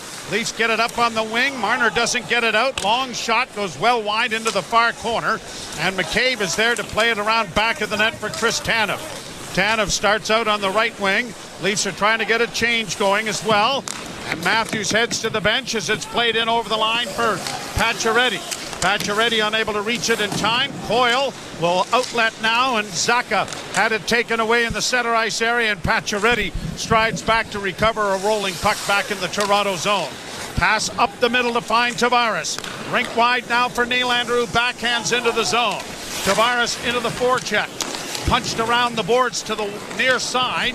Zaka will find an outlet, and the Bruins bring it to the Leafs blue line. That's a close play on a possible offside, but play goes on, and then an errant pass has it going all the way back into Boston territory. Nylander getting back there, couldn't get it away from Swayman, who made the pass to his defense, and the Bruins get it back into the Leaf end. Benoit on the near boards. Got it freed up for Domi. Max with a bank pass to center. Robertson tried to tip it into the offensive zone without success. Now Benoit steps up on a loose puck and sends it down into Boston territory. Mason Lowry has it and gets it out at center. And the Bruins' Brazo will play it in over the line. Down into the corner goes Trent Frederick. He has it taken away. Leafs get it back out at center, and a nice feed finds Robertson, who's able to skate it in. He'll backhand around the boards to the left wing side, just out of the reach of Domi. Now Domi steals the puck, but couldn't contain it, and it comes to center ice. Jake McCabe back in his own zone. Off the stick on the far side, and Dewar gets it into the offensive end. Fourth line out there, a good hit there by Lorenz. And it is played out into the center ice area now by the Bruins. Lowry brings it in on the right side. Works into the corner. Backhand try to get it in front, was blocked. Leafs have it again around back of the net. And it is Lorenz dropping it off for his defense. And Myers will play it up on the wing for Riley, and Riley gets it out. Connor Dewar hits the red line. Up high. Too high? No, just did catch the glass. Kept in now on the far boards, but the Bruins have it once more. Kopke getting it out at center. And across the line, trying to work in over the line there was Wahlstrom. He was too well covered. Bruins again along the boards. Kostelik got it around back of the net. Played back to the point. Zadorov goes D to D with it. And a long shot at traffic is stopped in the rebound. Taken to safety there by Chris Tanev. Boy, he was cool, calm, and collected doing that one. Played back into Boston territory. Matthew steals, centering pass, scores! Matthew Nyes, go to the net with your stick on the ice. Good things happen. And Austin Matthews banks it in off his stick for a 2-0 lead.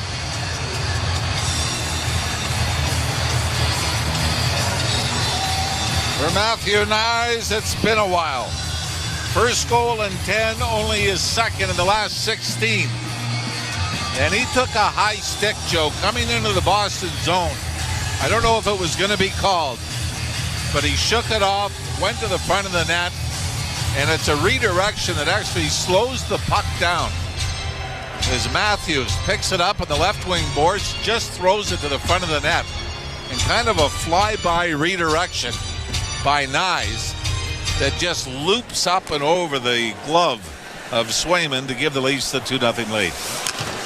But the old adage in all of your minor hockey league coaches is a centering pass, and the Bruins score. Very quickly, Geekie on a bit of a scramble play from the far boards. I think this goes off the skate of Oliver Ekman-Larsson first. Then off wall, and then the big rebound. This is just thrown to the net from the left wing corner. And the Bruins end up with Morgan Geekie to the right of Joseph Wall. Just has to tap it in. Yeah, this hit something in front on the way there. Yeah, it is Ekman-Larsson. And then off his skate, off of Wall, and then it was poked over to Morgan Geekie. 12 seconds. Then, 2-0 lead disappeared in a hurry. 9th of the season for Geekie. Last time the Bruins were here, they were shut out. So what are we looking at? 83 minutes and some between goals. Time of the goal, 3:37. Nyes from Matthews at 3:37. Nyes literally just going to the front of the net, keeping your stick on the ice, and but it wasn't a rocket. It was like a knuckleball. It knuckled off his stick. But Austin Matthews, point, first game back.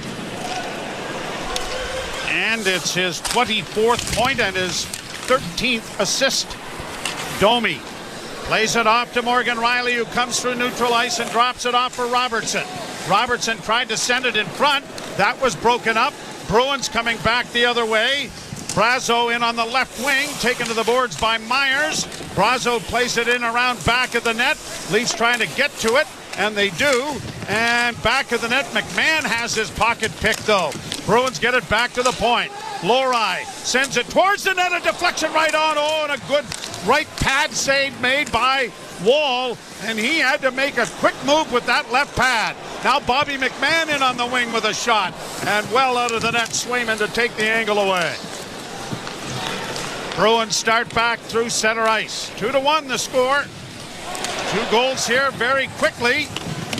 McCabe getting a bit of a bump there from Frederick after a hit. Matthews in on the left wing for Nyes. Shot on goal, stop the rebound, bounces into the slot, but the Bruins have it under control, playing it out at center ice. Now in on the right side. Chip towards the front of the net. Tanev knocked it back of the goal. It came out in front. Wall was right there to pounce on it, and he'll stop play to bring a face-off in the circle to his left. 14:45 to go here in period number 2, and McCabe got a pretty good hit there on Wallstrom? Yes, I believe. Yep. Then he got a shot right back after that. Joe Sacco, first look at him. Yes. In behind the Boston Bruin bench. He, of course, played here in Toronto. His record 12-7-1 in the 20 games that he has coached.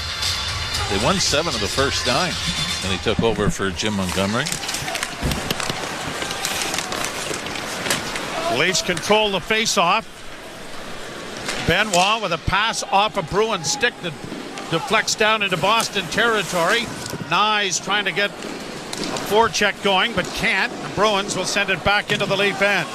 Out of the net is Wall. Punching it around the boards to the far side. Benoit unable to handle it. Got it back of the net for Ekman-Larsson. Ekman-Larsson stretches things out, finds Matthews. Matthews turns in his own zone, banking it ahead, and Marner on the right wing side drops it back to the defense. Now Benoit up ahead for Matthews. Couldn't get around McAvoy. He's heading to the bench as the puck comes up on the near wing and in over the line. Cut off there by David Camp. Leafs will play it out at center. Marner going to the bench now as it's shot back by Boston into Toronto territory. Ekman-Larsson quickly ahead for Dewar. Dewar couldn't get over the line. Bruins bring it back the other way. Kopke going into the corner. Poked off his stick. Grabbed off there by John Beecher. He gets it back to the point. Near side, and a wrist shot by Osterley went wide of the net. Leafs will play it up on the left wing and get it out. Looking for Lorenz. Lorenz unable to get around the defense. Bruins back in over the line. Broken up at the Leaf defense. Comes out at center. Shot back in. Both teams changing here. Steven Lorenz, and we were talking about this before the game. No penalty minutes. And of all of the people that you would have tried to think about, he probably is the least. I mean, he's as physical in the forecheck as anybody, and yet hasn't been in the penalty box yet. Leafs in their own zone. Out ahead, off Nylander, down into Boston territory. Peak taken to the boards. Tavares couldn't keep it in. Bruins skated back with Wallstrom sending it into the Toronto zone. Brazo trying to get into the corners, ridden off the puck there by Morgan Riley. Nylander couldn't get it free. His shot goes well wide of the Leaf goal, bouncing to the blue line. Zadorov just did keep it in. Riley gets it ahead to Tavares. Tavares banking it out at center and now has it back again, but the Bruins are all around him as John works it on the boards and does a good job to pry it free. Now up on the wing for Tavares. He'll send it into the far corner, and he's going to the bench along with Nylander. Leafs have the puck back at the Bruins goal, though. Back to the point it comes to Tanev. D to McCabe. Looking for a redirect in front from Domi, but it went wide. Now McMahon. Back to Tanev. To McMahon again. Blocking arm save made by Swayman. Robertson. Unable to get it away there from McAvoy. Bruins have sent it the length of the ice. And an icing call coming here with 11 minutes and 39 seconds to go in period number 2. And the Leafs leading 2-1 as the teams have traded goals here in the second period. Well, that last little flurry the Leafs had, it all starts. John Tavares dumps it in. Bobby McMahon's it on the forecheck. Knocks McAvoy off the puck, and then the Leafs get some opportunities out of it. And I know we've harped about it many times at the start of this year that even though you had injuries with Austin Matthews and Willie Nylander in the playoffs last year, not having Bobby McMahon for that entire series, I think, was a huge loss. Matthews with a shot into the glove of Swayman. Didn't quite get all that, you think, Joey? Well, he got enough of it, but maybe not as much as he would have liked. But a break in the action. The Leafs lead 2-1 over the Boston Bruins. And you're listening to Molson Leaf Hockey on Sportsnet 590, The Fan and the Maple Leafs Radio Network. Breaking news coming in from Bet365, where every nail-biting overtime win, breakaway, pick six, three-point shot, underdog win, buzzer beater, shootout, walk-off, and absolutely every play in between is amazing. From football to basketball and hockey to baseball, whatever the moment, it's never ordinary at Bet365. 19 plus, Ontario only. Please play responsibly. Gambling problem? Visit connexontario.ca. The 2025 Honda Civic Hybrid is here, and it may sound too good to be true.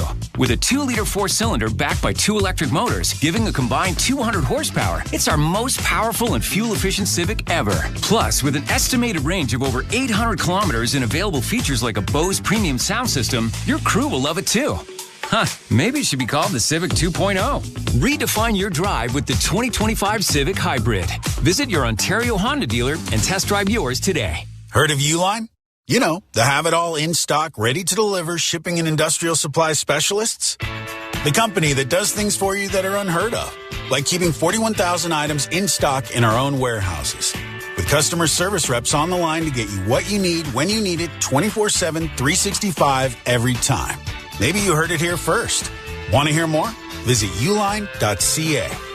ULINE, your shipping and industrial supply specialists.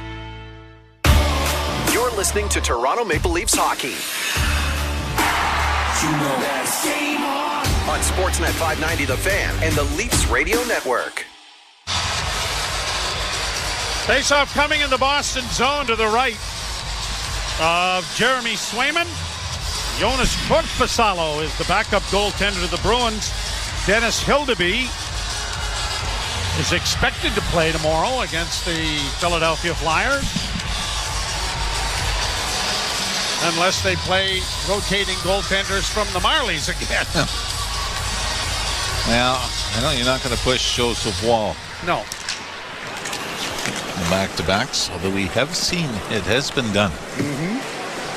Bruins bring it back in over the line. Kupke with a pass to the side of the goal, and it deflected off the far side of the net. Back to the point, and a drive is whistled wide of the goal by the Bruins defense. Back into the far corner. Bruins play it around back of the net, out of the reach of Beecher. The Leafs get it ahead. Nylander coming through neutral ice with a nice pass in on the left wing for Pacioretty. He tried to find Tavares but couldn't. Nylander now back of the goal to Pacioretty. Pacioretty and Tavares battling for it. The puck comes back to the point. Myers can't shoot it at the net, sends it back behind the goal again. They play it around on the wall, and Riley is able to keep it in with Pacioretty's assistance. He'll play to an open wing, though, and the Bruins have it, and they get it out at center. Kopke will just launch it high into the Toronto end. The Bruins need a change. McCabe back of the goal for Chris Tanev. Tanev a quick pass out at center for Nyes. In over the line. Nyes, a nice move! Oh, and a quick shot. Swayman makes the best save he's made in this game right there. Just did get a piece of it with the blocking glove. What an outlet pass, though, by Chris Tanev. Long pass goes down in on goal to the Leaf end. Leafs get it ahead for Matthews. Matthews on the left wing for Nyes to Marner. Marner works to the left wing side to Matthews. And he fanned on it as it bounced over his stick before he could make contact. Kept in at the point with a shot. Blocked it into the corner again by Swayman. Back to the net, Marner. Slides along the boards. Trying to come out of the corner with it is Matthews to Nyes. Nyes trying to look for the defense but couldn't find anybody. And it's poached out at center ice now by Boston and into the Toronto zone. I think Matthews is going to get a goal here tonight. He has been all around it, hasn't he? Rolling puck in on goal. Swatted away there by Wall to the point, kept in by Zadorov. And a long pass deflects in on goal. Cleared into the corner nicely by Benoit. Benoit will play it off the boards to get it to center. And it's chipped by Camp into Boston territory. 9:13 to play here in the period. Leafs with a shot there, and it went wide by Dewar. Kept in at the point by Riley. Into the corner now, and a centering pass, but it's deflecting and going high into the near corner, well away from the Boston goal. Bruins get it back into neutral ice, but a pass knocked away there off the stick of Brazo.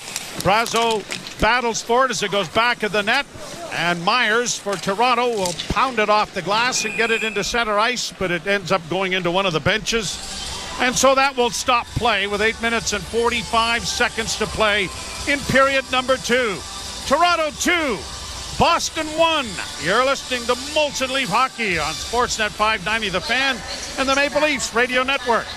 It's a drama-filled final week of the NFL regular season, and you can follow all the twists and turns on SiriusXM. Division championships are on the line. Touchdown, Lamar Jackson! Win and you're in. Touchdown, Denver! What a throw by Bo Nix! And it all concludes with a Sunday night showdown between the Vikings and Lions for the NFC's top seed. Hear every NFL game all the way through Super Bowl 59 on SiriusXM and the SiriusXM app. 24/7 Hockey Talk. To understand that you are allowed to legally still check the head, not just the head. The head by itself is a penalty. If you wanted to change it, that would be like in the IIHF. That's probably a penalty at the Olympics. That's probably at the World Juniors. That guy's gone and suspended. I ask you, do you want that? SiriusXM, NHL Network Radio, SiriusXM 91, and on your schedule with the SiriusXM app. Hockey 24/7 on SiriusXM NHL Network Radio. The only two players in the history of the National Hockey League to have 600 goals, 1,600 points, 3 Stanley Cups, and 2 Conn Smythes. Wayne and Sid. Just like it absolutely blows your mind how good Sidney Crosby is and how much we take him for granted. SiriusXM NHL Network Radio, SiriusXM 91, and on your schedule with the SiriusXM app. The best hockey lives here. Burns gets it back. Stick handles to the backhand. Moves in front. Score! NHL play-by-play on SiriusXM. Leafs Radio Network. Wayne Simmons in the building, part of the Leaf alumni, is handing out the jersey to our honored member of our armed forces. Yeah, and you know who else is here? Lisa Savage Arby and Karen Stemmel. Wow. Downhill skiing fame for Canada. Gosh, yeah. Now, Lisa's wearing a Leaf jersey. Karen's got her autographed Bobby Orr jersey on, but says she's still a Leafs fan. Oh, okay. Well, it's still dicey. Take her for her word. You know, but you know what? Maybe her mom washed her Leaf jersey and she had to wear it. Now, have you ever downhill skied? Oh, not on purpose. I did.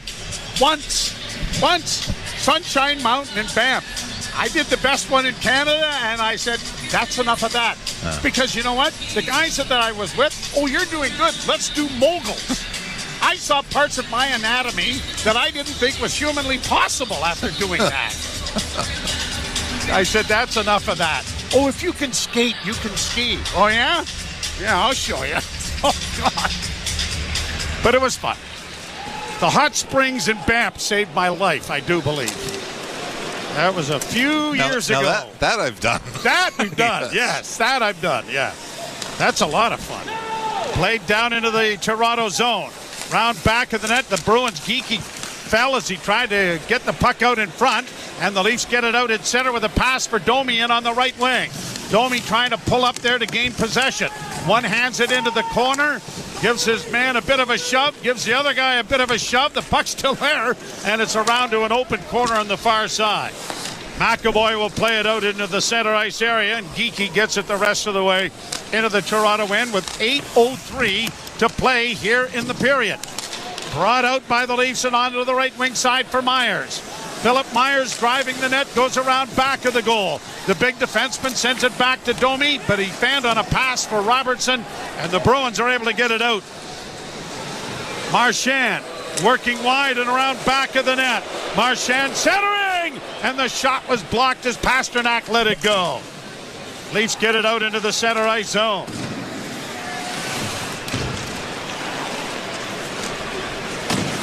Trying to get free is Tavares. He was tangled up with Marchand, and he was pleading innocence by holding his hands up to the officials saying, I'm not holding him, as much as he's trying to make me look like I'm holding him. I loved it.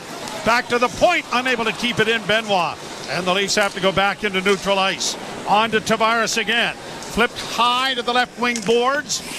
Pacioretty sends it in around back of the net. Bruins get it freed up. And Brandon Carlo will start out for Boston, getting it ahead on the right side for John Beecher. Beecher gets in over the line. Bruins working in. A shot pad save, and a good one made by Wall. Another puck back to the blue line for Zadorov. Zadorov to his defense partner. It goes into the corner, centering pass, deflected just wide of the Leaf net. Leafs get it freed up, and Nyes trying to start away, plays to an open area on the left wing. Gets in over the line. Zadorov took him to the boards, but Matthews steals it back. Matthews with it on the left wing boards. Still with it back to the point. Morgan Riley, D to Myers. Myers with a weak shot. That went harmlessly well wide of the goal. Leafs get it in front of the net for Nyes. That's blocked. A rebound! Oh, Morgan Riley had a 4x6, but the puck bounced on him and he never made contact. Matthews off his skates to a stick, and a rising shot goes over top of the goal. That should have been 3-1. Bruins back the other way with a backhand over top of the goal. 5:49 to play, second period. Back of the net now for Brazo. Back to the point. D to D, it comes to Lowry. His shot goes well wide. Sharp angle shot. Blocked, and the mask of Wall. You see, he's learning. When it gets loose, knock it off. Don't just cry to the official. Just take it off. Yeah, we Beat said that John in Long Bauer Island for a couple of seconds, right? Well, No. A couple of No, seconds is as long as you want. yes. So Joseph Wall will get the mask reorganized. We'll step aside as the Leafs have a 2-1 lead over the Boston Bruins here in the second period. You're listening to Molson Leaf Hockey on Sportsnet 590 The Fan and the Maple Leafs Radio Network. Heard of Uline? You know, the have-it-all in-stock, ready-to-deliver shipping and industrial supply specialists. The company that does things for you that are unheard of, like keeping 41,000 items in stock in our own warehouses. With customer service reps on the line to get you what you need, when you need it, 24/7, 365, every time. Maybe you heard it here first. Want to hear more? Visit uline.ca.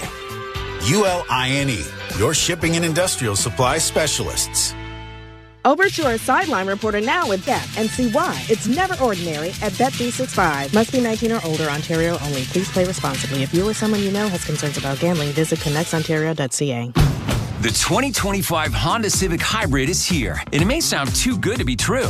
With a 2-liter 4-cylinder backed by 2 electric motors, giving a combined 200 horsepower, it's our most powerful and fuel-efficient Civic ever. Plus, with an estimated range of over 800 kilometers and available features like a Bose premium sound system, your crew will love it too.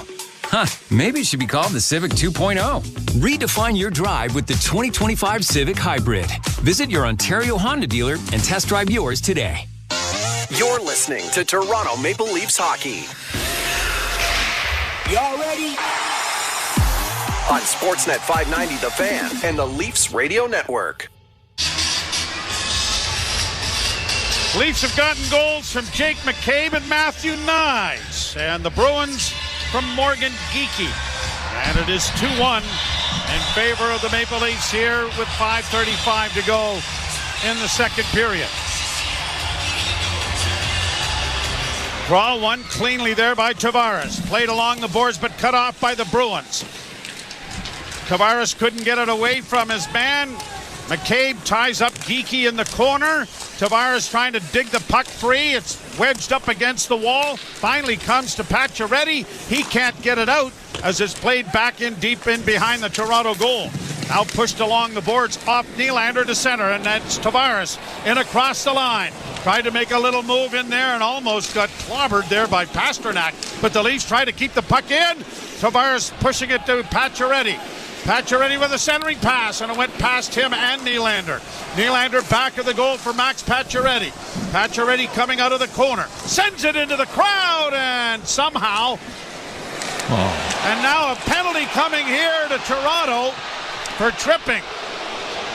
That is right in front of the Bruin net. And I don't know if I'm sold on this. It's Willie Nylander is going to get it. The Boston player tried to spin away from him, and I think they click skates, and the Bruin player goes down. So that's 2 penalties now the Leafs have taken right in front of the Boston net. Yeah, I mean, Lorai's trying to spin, and the left skate of Nylander catches the right skate of Lorai. Guess you got to call it from where it is, but to me, if Lorai doesn't move, and then that's, I think, Craig Berube is trying to say, Lorai doesn't try to spin away. Anyway. Penalty kill brought to you by your Ontario Honda dealers. Get home ice advantage on every drive with new Civic Hybrid. Proudly made in Ontario. Available now at your Ontario Honda dealer. Leafs ice the puck off a face-off wedge. One thing you're excited about with Matthews coming back was the power play, right? Haven't seen that yet. How's that work so far? Yeah. Leafs have not. Now we're going to penalty here to Boston, I believe. Should tell you that Jean Hebert and Frederic Lacoué are the referees. James Tobias, Andrew Smith are the linesmen. It's going to be a high sticking, I think.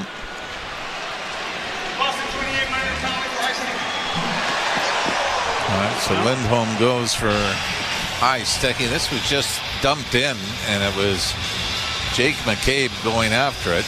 Boy, I mean, that was kind of vicious, too. I mean, even if it doesn't come up and catch him in the face, that looked more like a spear than it was trying to lift a stick or anything. So Jake McCabe has had enough of facial injuries and attacks in the last little while to last him a lifetime. At least it's back to the front of his head. Yeah, that's good. Yeah. Yeah, at least it's in front of his head. By the way, at least we'll get Matthews 4-on-4 here to start with Mitch Marner in the Boston zone. Draw to the right of Swayman. Matthews won the draw, but it was so cleanly it comes all the way back into the Leaf end. And Oliver Ekman-Larsson shows you he has some pretty good wheels because he was dead even with Brad Marchand, and he beat him easily to the puck. That was impressive.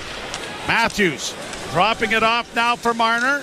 Marner goes rink wide. Ekman-Larsson ahead off the Boston stick into the Bruins zone. Swayman out of the goal to play it around to Zadorov. And back of the net now is McAvoy. McAvoy coming out of his own end. Got it ahead. Zadorov stops, then works it in over the line on the left wing. Played it off on the right wing side down to Marchand. Marchand to the area in front. Got a shot away and it went wide. McAvoy trying to keep it in.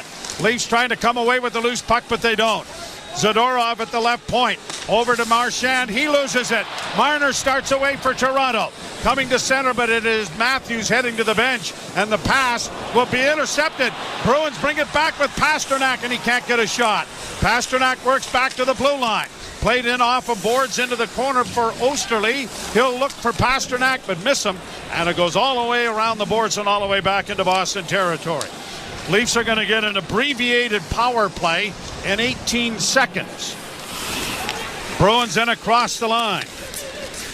Pass to the near side. Pasternak with the drive, and guess who blocked it? Taneva's there again. Far side now for Andrew Peeke. Peeke gets it in along the boards. Frederick couldn't come away with it. Tavares starts away, and here's Nylander out of the penalty box. Willie closing! Oh, and a good pad save made by Swayman.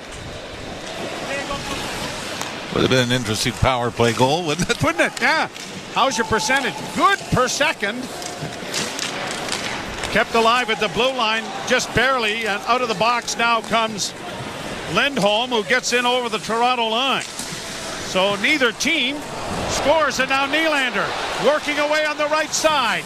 Got in over the line, but ran into a traffic jam. Fed it around the boards for Domi.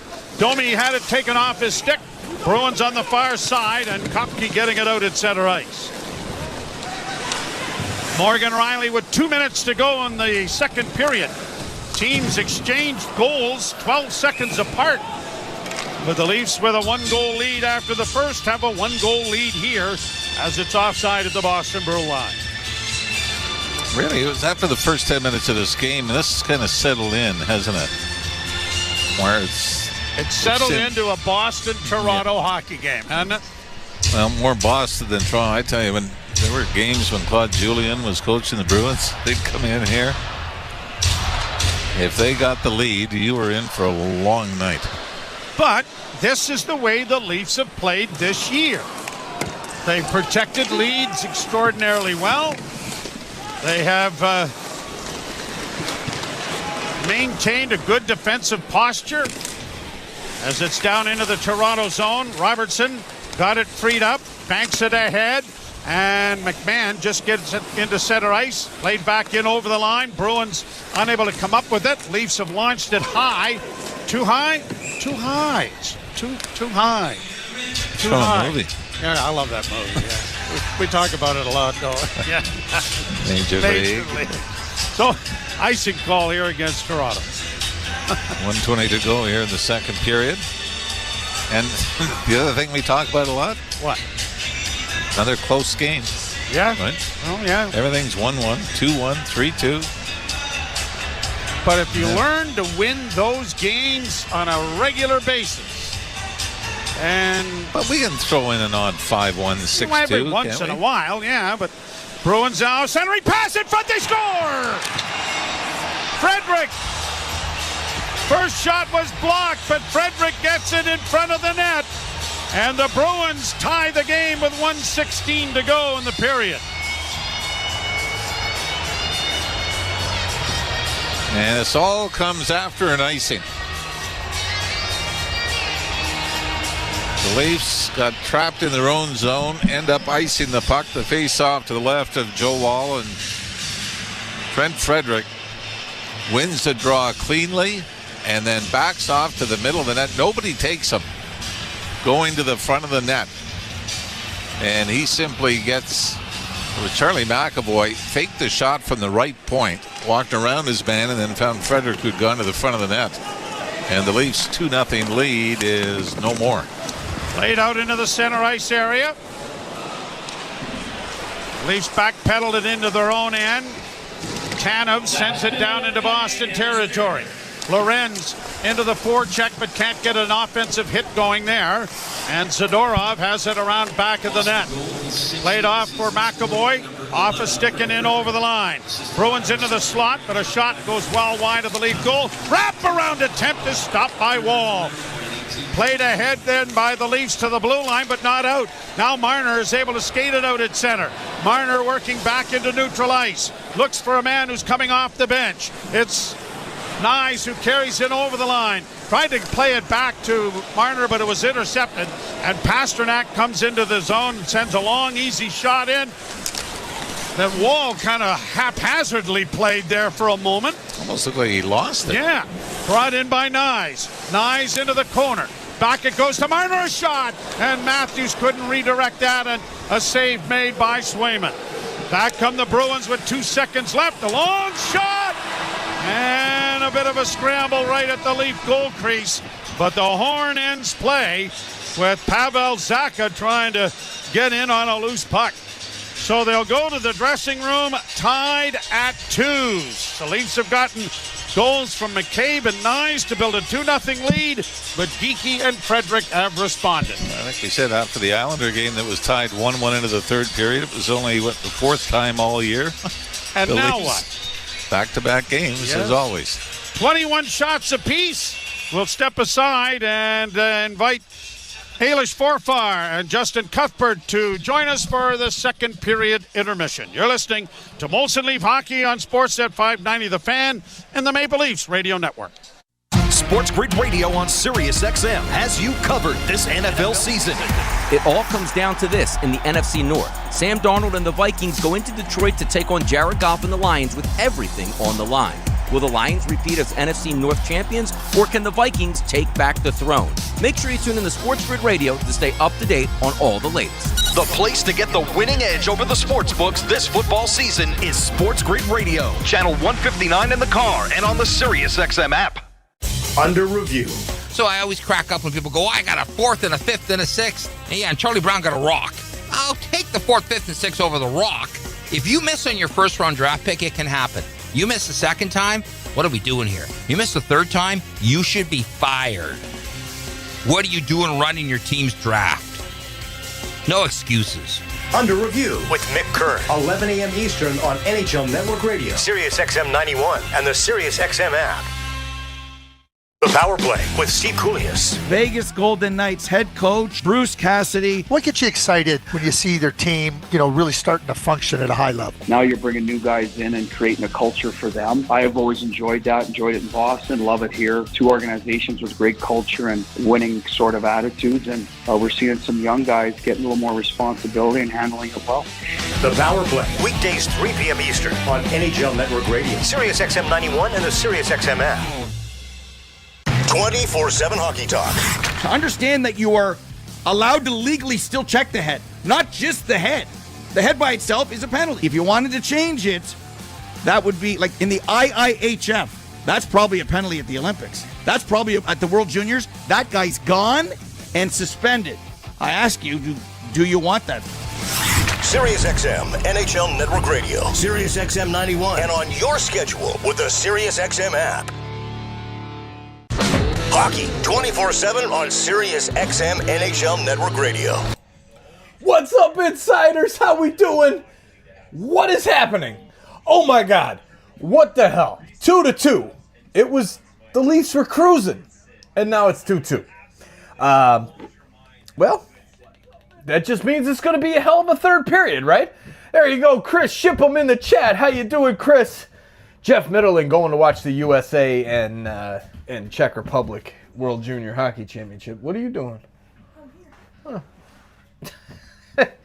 This guy was too tired to clean up the house, and now he's just all alive and awake and excited. I've been awake and excited. So why couldn't you help clean? I could, but I was petting my cat. Oh, we're petting the cats. The important things. L.A. Cool says Leafs sucks. Must be a Boston fan. Usually I'm welcoming, but right now I'm not in the mood. When you come in the chat saying Leafs sucks, no, they don't. Check the record, big guy. They don't suck. There you go, Joe Mama in the chat. I smell overtime on its way. Hey. Oh, it's 2-2. Maybe. I didn't see Boston's second goal. Maybe overtime is happening. There you go, Stefan. What's up? There is the genius of art understood. What's up? And then Stefan says, "What's up, Jeffrey? Joffrey? Where's Joffrey? Is Joffrey here? Or is Joffrey? Where? I don't see it. Second. Second what? Now third, fourth. No, it's going up there. All right, the intermission report is back on. I'm heading back to the couch. Robato's putting the eyeballs out in the chat. Jeffrey W, go Leafs go. What's up, Jeffrey W? Thanks for hanging out with us. There's Edson from Brazil.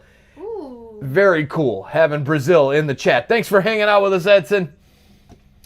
Hey, there's Connor as well with the Jackets update. Appreciate that, Connor.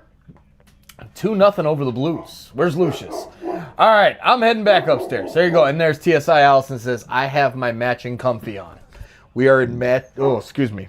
It's the beer. Matching comfies in the house. Yep. Go Leafs go. Third period, big third period. Come on, we got to get the win tonight. Let's go. We got to beat Boston. We'll see you back in there. Cheers. Shut. Now we've got a very even game going into the third period with it, hanging in the balance here. So feels like a missed opportunity despite the opportunity awaiting here in the third. Yeah, I definitely agree. I think the Leafs had the majority of the high quality scoring chances that they just weren't able to complete. There was another post, a William Nylander penalty that declined a goal for the Leafs. It was Pacioretty again. The horn guy didn't press the horn though, so close. You're assuming it's a guy. Yeah, I've been in the booth. Okay. I know exactly who it is. Call him by name then. No, call him out. Call him out because he made a mistake in the first period. Okay. I won't do that to my friends. Nonetheless, the Leafs did have quite a few really quality chances they just didn't close on. But let's start with the first goal of the period for the Maple Leafs that made it 2-0. Might be I'm not no hyperbole. It might be the best tip I've seen this season by an NHLer. Matthew Knies. We're still trying to figure out if it was behind the back that happened to still go top shelf. You got to watch the slow-mo, but a beautiful tip to make it 2-0, and it was Matthews once again that set it up. It was gorgeous. Yeah, we're still trying to figure out the physics behind it because normally, you're just trying to get something on it and keep it on the ground when you're tipping in that position. But Matthew Knies got it up over the glove of Jeremy Swayman. So it was an awesome tip. You're right. It was an awesome play by Austin Matthews. It's been an awesome game so far from Matthew Knies. We talked about it a little bit to close the first intermission, how Matthew Knies was called out, and Matthew Knies hasn't been playing well, but he looks like one of the best 3 to 5 players at minimum on the ice tonight. He's been awesome. He's been full of energy, and it looks like, you bring Austin Matthews back to the lineup. Yeah, you get your number one center, but you also get the best version of Matthew Knies, and you get the best version of your other lines as well because it all trickles down. The trickle-down effect is definitely most evident here tonight in the play of Matthew Knies, who had the Maple Leafs up 2-0 on, as you mentioned, an unbelievable tip. But only 12 seconds later, the Bruins responded. And that's the worst part of this is you take a 2-0 lead, and all the momentum, all the energy in this building after that goal was perfect for the Maple Leafs to build from. And then Geeky was the immediate response.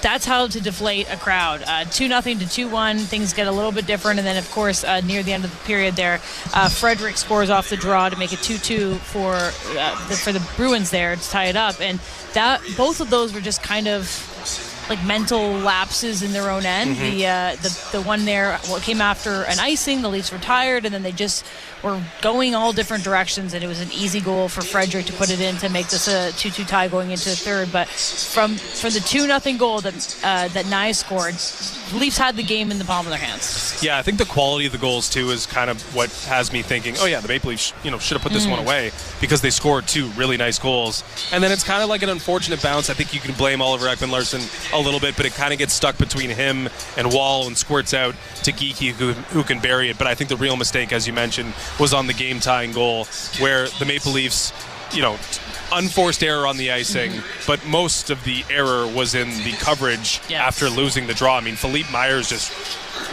skates up to the point for the Bruins off the face-off loss, way out of position, and it just 2 simple passes from there on gets the Bruins past the Maple Leafs' last line of defense, and it's pretty simple from there. So unforced errors leading to the game-tying goal, a little bit misfortune on the first goal, but you can't allow them to score 12 seconds later. So both goals, in retrospect, not looking so good for the Maple Leafs. Yep, all tied up after 40. We'll take a quick break. We'll come back with the out-of-town scoreboard and get you set for the third period. You're listening to Molson Leafs Hockey on Sportsnet 590 The Fan and the Maple Leafs Radio Network.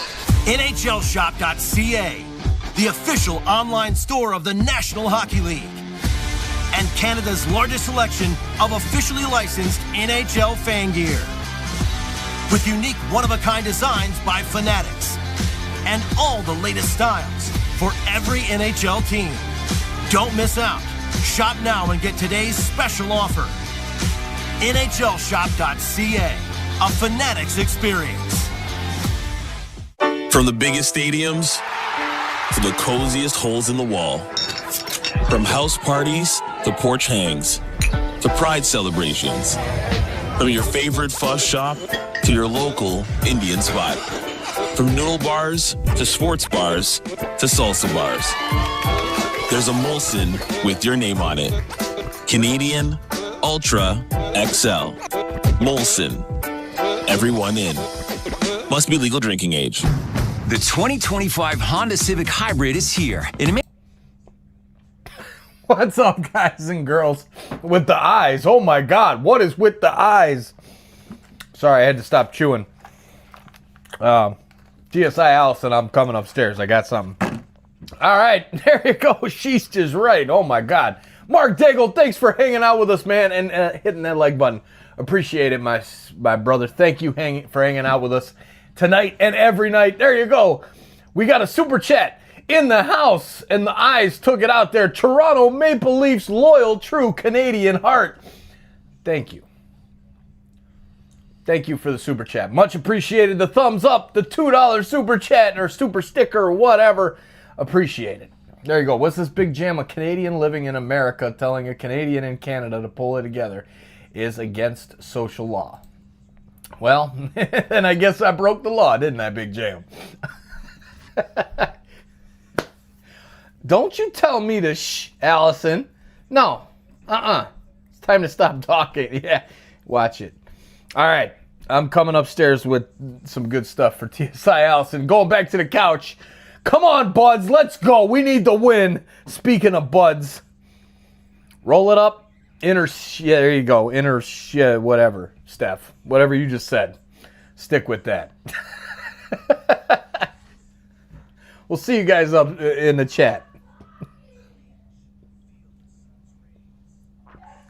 Stop telling me how to live my life, TSI Allison.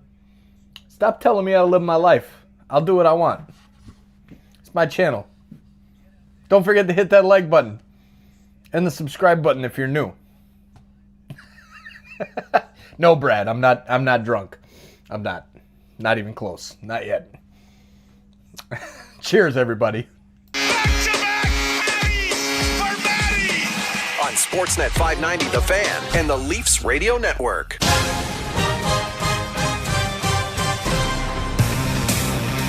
Welcome back to Molson Leafs Hockey on Sportsnet 590, The Fan, and the Maple Leafs Radio Network. It's a 2-2 tie after 40 between the Leafs and the Bruins here at Scotiabank Arena. Ailish Warpar, Justin Cuthbert with your intermissions. Let's take a look at the NHL scoreboard presented by Bet365. Whatever the moment, it's never ordinary at Bet365. Must be 18 plus. Ontario only. Play responsibly. Visit ConnexOntario.ca. Inspired by Gord Stellick. A little extra on this game. Alexander Ovechkin scored his 872nd career goal as the Washington Capitals beat the struggling New York Rangers. That's straight off an AP byline. I love it. That happened earlier today. Also today, the Sharks got a 3-2 win over the New Jersey Devils. End of 2. Avalanche 1-0 over the Canadiens.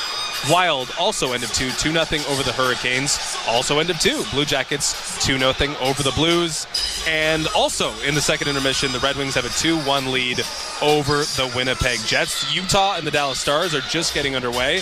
And still to come tonight, Lightning will visit the LA Kings. Sabres will be in Vegas to take on the Golden Knights. And then 2 Western Canadian games with the Oilers and Kraken, Predators and Flames. All right, Austin Matthews up to 9 minutes and 10 seconds of total ice time. His teammates, or his line mates, Matthew Nyes, 11:46, and Mitch Marner, 14. So trailing a little bit behind them. There was a PK or two, a PK and a 4-on-4 in there. Yeah, it got broken up quick. But I think he's looked phenomenal. I mean, he's making amazing plays out there. His vision, his connection with Mitch Marner has gone nowhere. So just hope for a healthy rest of this game, and it's been a very happy return. The best line in this game has been far and away, hands down, the Maple Leafs' #1 unit of Austin Matthews, Mitch Marner, and Matthew Nyes. They've been terrific. Your intuition was right. Longer shifts in the second period, though, compared to the first period. It looks like Matthews was kind of pacing himself early, but took some full shifts in the second period. We'll see if they can add to their total tonight in the third.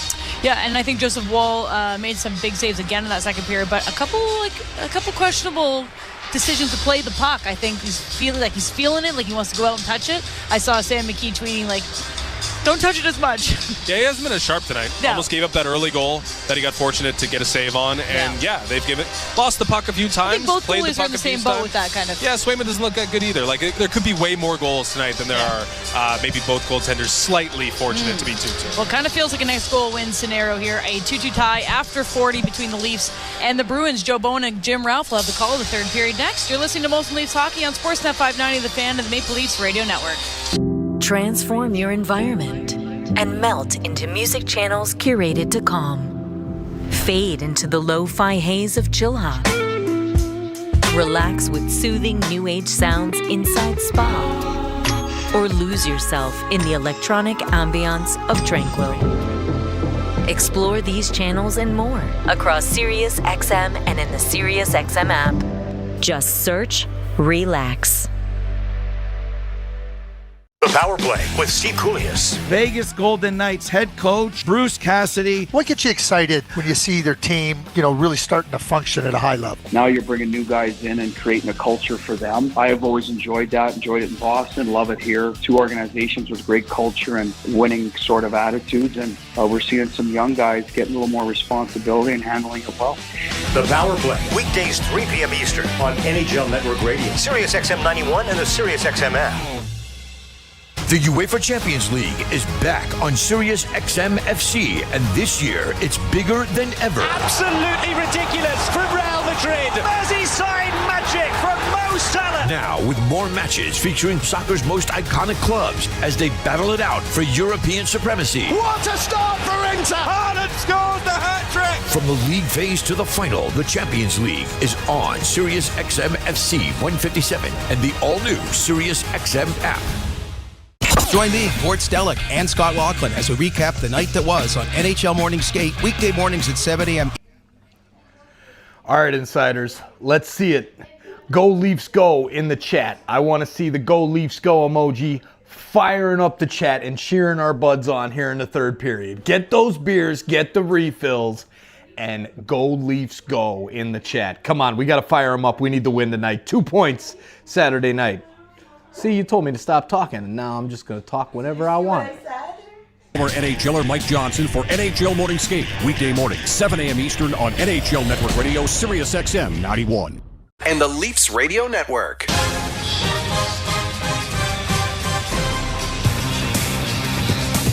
Leafs 2 and the Boston Bruins 2. We head to the third period.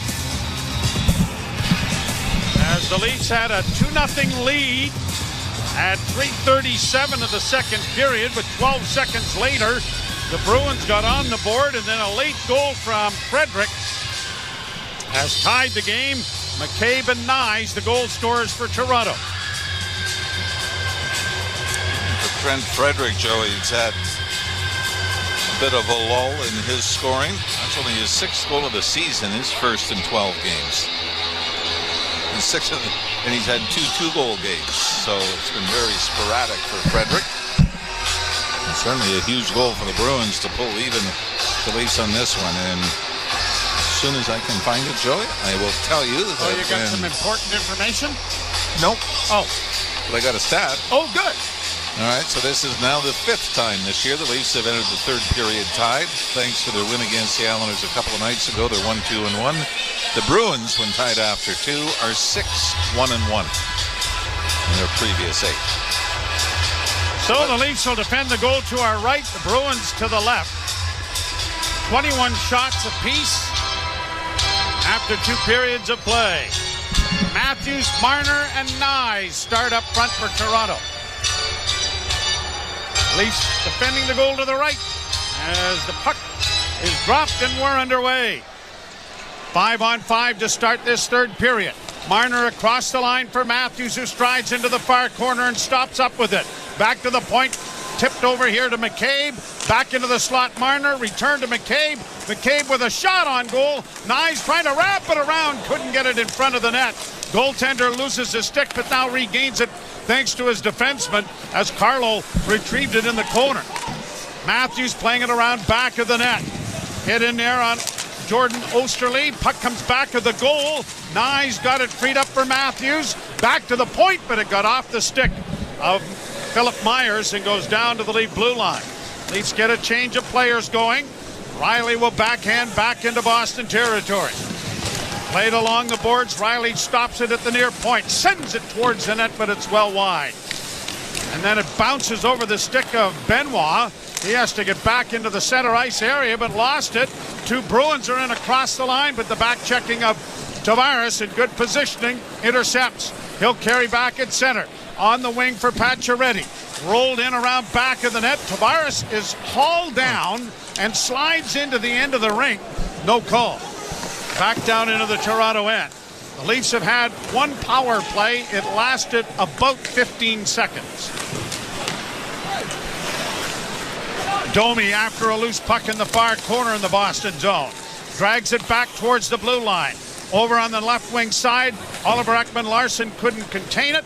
Played by Boston back into Toronto territory. Chris Tanev back of the net.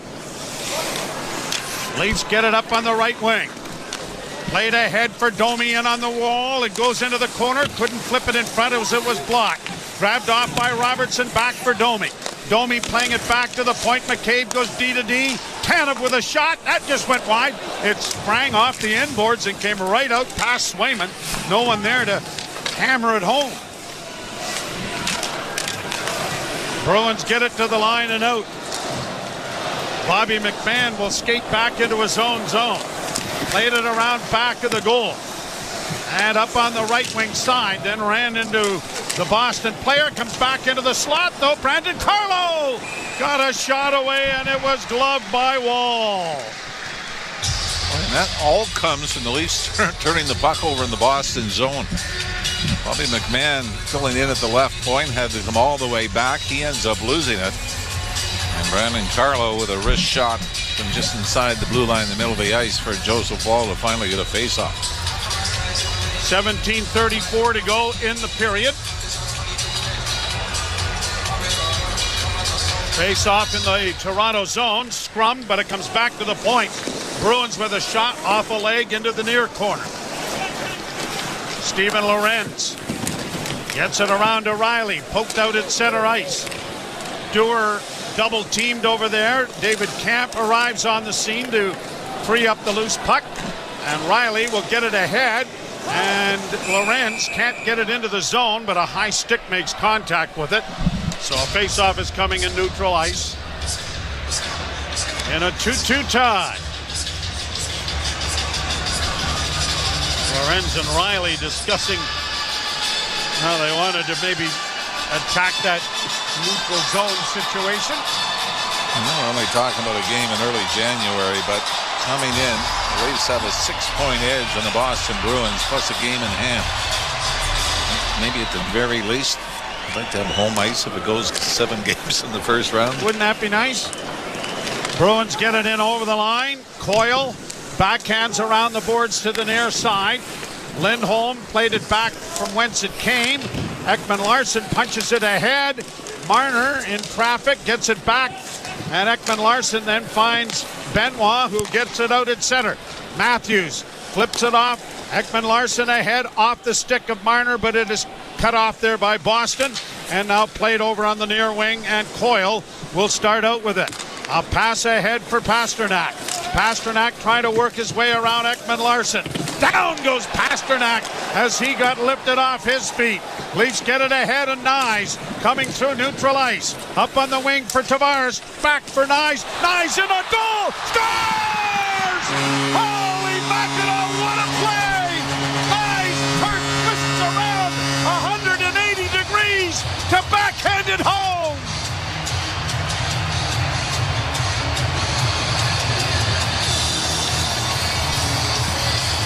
Two-on-two rush. Tavares and Nyes. Tavares down the right wing side. Throws it to Nyes, who's trying to go through the defense. Instead, he jumps around. The defenseman trying to cover him. And that was Brandon Carlo. But had to jump, spin, and then backhand the puck with his back to the Boston goaltender. Into the net to give the Leafs the lead once more, 3-2 Toronto. Second goal of the game and 13th of the season for Nyes. And the Maple Leafs regain the lead. What play that was. Jeez. I don't know what buttons you press in the controller. No, here's a pass in for Nylander, and it was just out of his reach. Tavares with it again. Back of the net for Willie. It gets by him to Pacioretty. Pacioretty down the left wing, back of the net into the corner, centering pass, intercepted by Boston. Bruins skated out at center, and across the line, trying to get free, and now off of a skate, it comes to the line, but not out. Tavares has his pocket picked by Pasternak, who scores! The Leafs had 3 opportunities to get it out right around the blue line. And Pasternak was in behind all of them. And he lifts the stick of Tavares, turns and snaps home the tying goal. Well, we've seen this to be a problem, especially on home ice. Score one, give one back. And it's happened twice here in this game, and I'm not sure what the thought process was on Tavares. He must have lost Pasternak, not knowing he was behind, because Tavares pulled up, standing still inside the Leaf blue line, looking up ice. Pasternak simply lifts his stick, turns, and fires it from fairly long range, Joe. Yeah. Past wall to tie it. 34 seconds apart. Cleared out, and now a foot race, and now Robertson trying to chase it. He gets it in front of the net. McMahon fired it just wide. Great hustle there by Nicky Robertson, who gets it again. Tried to come in front of the net, couldn't get a shot. Bobby McMahon was all alone in front of the goal. A pass off Camp's stick goes down, and I guess it didn't go off his stick. They're calling it icing. Well, I think Camp figures he was interfered with, Joe. That was Charlie McAvoy. I mean, I'm not saying he would have beat it out anyway, but... No, I thought he touched the puck, though. Yeah. Did he not? Apparently not. Well, in the eyes of the officials, that's the case. What a great hustle play made by Nick Robertson. And Bobby McMahon, I don't know if the puck rolled on him a little bit. He just missed glove side. Yep, might have flipped up a bit. Yeah, it did. Yep. Draw to the right in the Toronto zone. Leafs play it to the line, and it will bounce off the boards to center. McAvoy turns, played it off a stick into the Leaf zone. Marner intercepts, banked back out into neutral ice. And the Bruins will try to organize there, but an errant pass goes down into the Toronto end. Leafs get it up on the wing. Matthews to the line and in. Dropped it off for Nyes, who sends it around back of the net. Matthews trying to center it, but he did! Scores! Hat trick! Hat trick for Nyes! The Leafs regain the lead!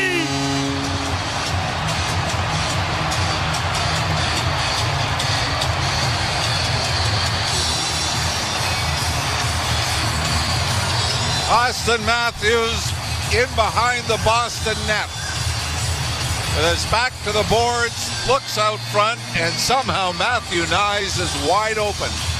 Heading to the net, Matthews puts it on his stick. And this was after Matthews was able to spin away from Charlie McAvoy. But Nyes open in front, and he just, I mean, it's on his stick, whammo, for a split second. Is he a little half slapper, blocker side on Swayman. Should we even mention the Leafs have the lead again? They have not lasted. No. Boy, getting a lower angle. That, not only did he get it away quickly, just inside the goalpost under the crossbar. So the first career hat trick for the Arizona native is set up by his Arizona pal. And Austin Matthews has picked up a couple of points here tonight as the Leafs lead 4-3. For Nyes now, 7th game against the Bruins in the regular season. That is 5 goals and 7 points in those 7 games. But you'll remember he scored some big ones in the playoffs. Yes, he did. Including the overtime winner in Game 5, which extended the series. The Hats are still raining down over the glass as Matthew Nyes gets his first career hat trick.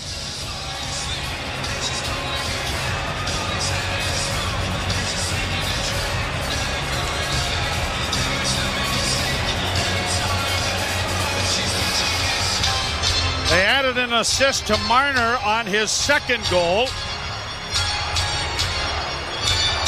Matthews setting it up at 5:28. Well, see if we can hang on to this lead for a little while. Shot back down into the Toronto end. Hammered along the glass to the line, but not out.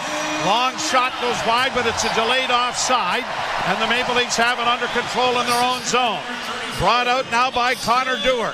He gets to the red line and shoots it in. Swayman out of the goal to pump it around the boards on the far side. Stopped at the blue line. Dewar sends it back into the corner. Lorenz has it knocked off his stick. Big hit by Dewar in the corner. The puck comes back towards him. Now almost stolen there by the Leafs. Lorenz, and now here's David Camp working down into the corner. Had it knocked off his stick. Dewar steps into his man. Camp is able to keep the puck in for Toronto, but it bounces into along the far boards, and the Bruins will change, and the Leafs do as well.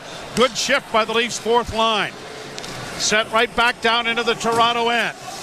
Jake McCabe up on the left wing, misses Nyes, and an icing call coming here against Toronto will be brought back into the Leafs zone. See where the Bruins want to have it.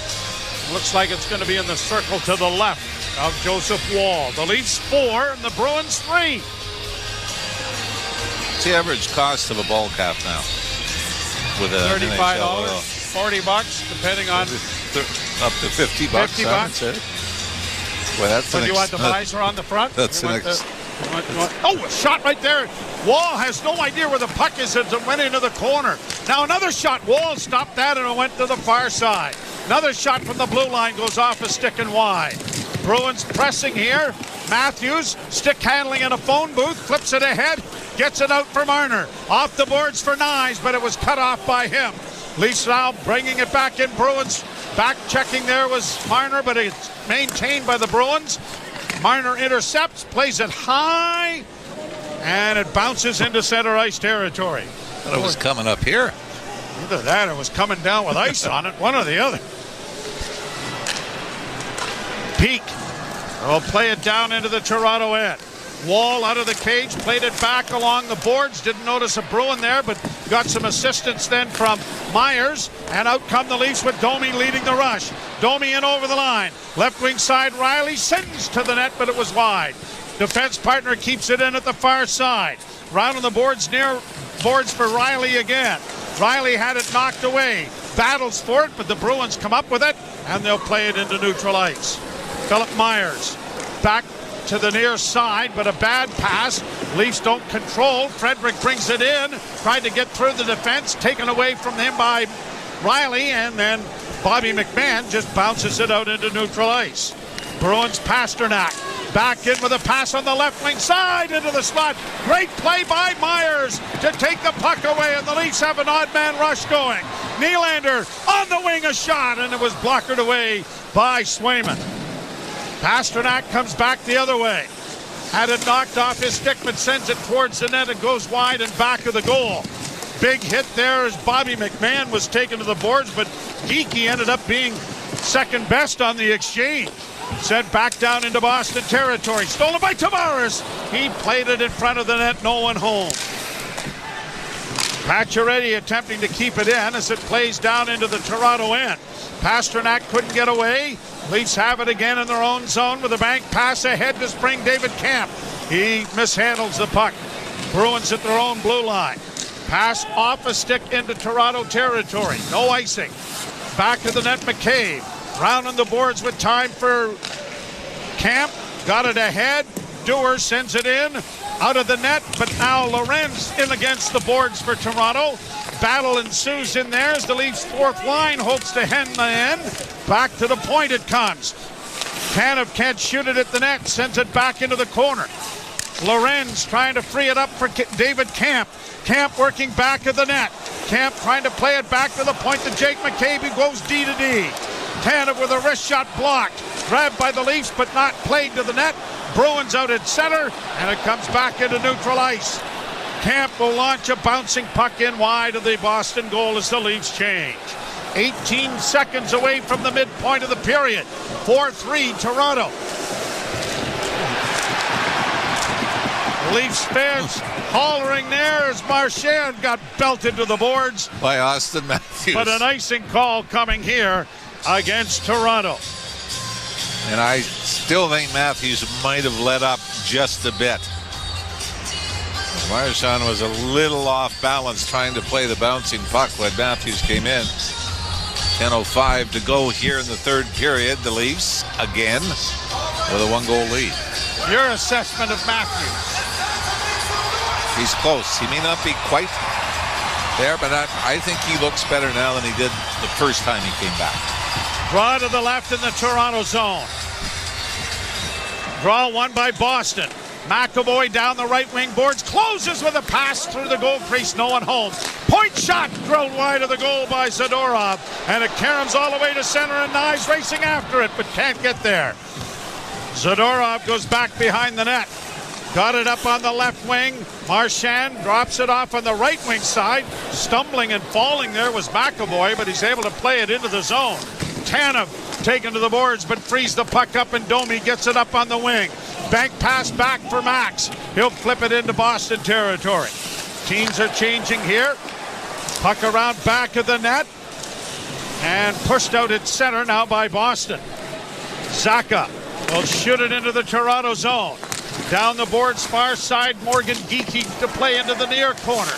Max Domi in there with a hit. Puck is chipped back of the net. Ekman Larson knocks his man off the disc nicely, and the Maple Leafs get it ahead. There's going to be a penalty to Boston.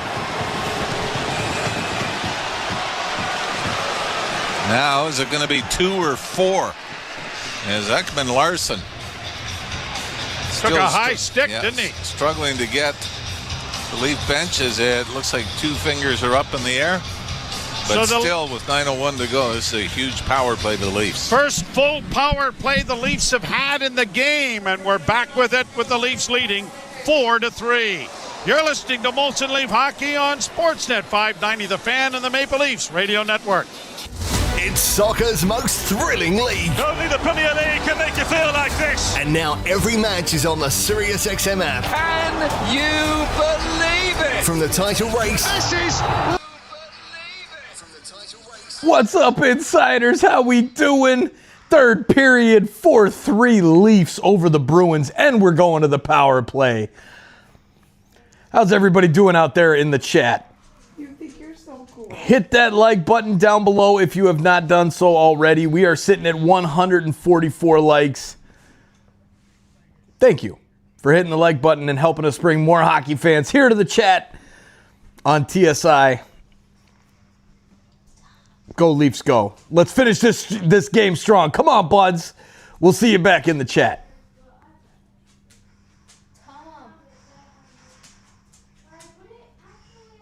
XM 91 and the SiriusXM app. The UEFA Champions League is back on SiriusXM FC, and this year it's bigger than ever. Absolutely ridiculous from Real Madrid. Merseyside magic from Mo Salah. Now with more matches featuring soccer's most iconic clubs as they battle it out for European supremacy. What a start for Inter. Haaland scores the hat-trick. From the league phase to the final, the Champions League is on SiriusXM FC 157 and the all-new SiriusXM app. Ray Hudson here with an important announcement. You can listen to your favourite SiriusXM FC shows on the all-new SiriusXM app, now available for all subscribers. Radio Network. Leafs go to the power play, their first full power play. They had an abbreviated 22nd one in the second period. The Leafs last player to record a hat trick against the Boston Bruins. February 4th, 2017. Willie Nylander's only hat trick. Really? In the NHL, yes. Leafs have Morgan Riley out, so they're not going with 5 forwards. Matthews, Tavares, Nylander, Marner, Riley. Leafs get it in front! No! And Matthews got a quick shot away. Swayman had to be good there. Well, Matthews just trying to get it. I think he's just trying to go 5-hole. Just below the goal line, and Jeremy Swayman came over. Just as important as the save is no rebound. Mitch Marner was sniffing around as well. Tavares wins the draw. Back to the point it goes to Morgan Riley. He'll find Marner, who mishandles it but gets it into the corner. Matthews back to Marner. Far half boards. Top of the circle. looks to drop and gives it to Matthews, curling off, still with it, back to the point, it goes to Morgan Riley. Riley looking for Matthews, can't find him, gets it back again, walks the line, gives it to Willie. Nylander down low for Marner. Marner coming out. Nope, goes banking back of the net for Matthews. Coming out now with a shot. That was blocked. Rebound controlled by Toronto. Marner on the far boards keeps it alive. Matthews sending it off on the near wing. Nylander has a man. A great play by Willie to keep it alive. Into the corner, intercepted, and not cleared. Tavares can't get a shot, and the Bruins finally send it down the ice. The entire group of Bruins out there. They had, 3 or 4 opportunities to clear. Here's Marner on the wing for Matthews. Matthews playing it along the boards. Into the corner, Marner. Double teamed over there. The puck into the wall is pinned by the Bruins defenseman. Marner trying to push him off the puck. Finally does come free, but no one can get their stick on it. Finally they do, and Ekman Larsson gets it back to the point. Tip now for Marner into the corner. Willie gets it back to him. Marner works top of the circle with a shot. That was blocked. Centering pass. Here's a chance that McMahon can't deliver. Marner's back of the goal. Off on the wing to Nylander. Cross-ice pass is going to deflect and find the screen as it was intended for Austin Matthews on the far side. Good movement, but not a lot gets to Jeremy Swayman. I mean, very early on, it was the Austin Matthews opportunity was the best chance they had. And again, I mean, they battled well and moved the puck well, but again, nobody in front. And because you don't have that shot from the point, the Bruins really just kind of collapse in front of their goaltender and allow the Leafs to pass it around the box. Draw to the right. 10 seconds left in the power play. And it bounces out at center. Unfortunately, there's 10 seconds because that was right at the penalty box door, wasn't it? And the penalty will expire with the Leafs owning the puck in their own zone. It goes off a stick to center. McMahon couldn't get to it. Brought to the line and in and fed around the boards by Kostelic. Domi along the wall on the near side. Couldn't get it out. Kostelic sends it into the corner. Tanev takes his man there, and the puck goes off a stick. Bobby McMahon skates it out at center to Nyes, who will shoot it in. Leafs are changing again. David Camp over the boards along with Lorenz as the fourth line starts to come over the boards. Chopped along the boards and out at center ice by Riley. Is it enough for icing? Yes, it is, says the linesman. You not think that, I mean, the defenseman's, 3 feet from the boards and it just lets it go? I find that a little bit of a... I think your call was much better than the one we saw. You're just looking at... You're thinking, okay, the guy's going to play it and throw it back in, and then he turns away from it, and we already saw what an icing did to the Leafs in the second period. Draw to the right of Joseph Wall. As pushed to the near boards, the Bruins will get their peak. Trying to send it in. It comes to the point. Shot doesn't make it through. Hammered off the boards by Dewar, and it'll go down into the zone. Steven Lorenz steals, plays it around the boards and into an open corner on the near side and heads to the bench. Puck broken up by Marner.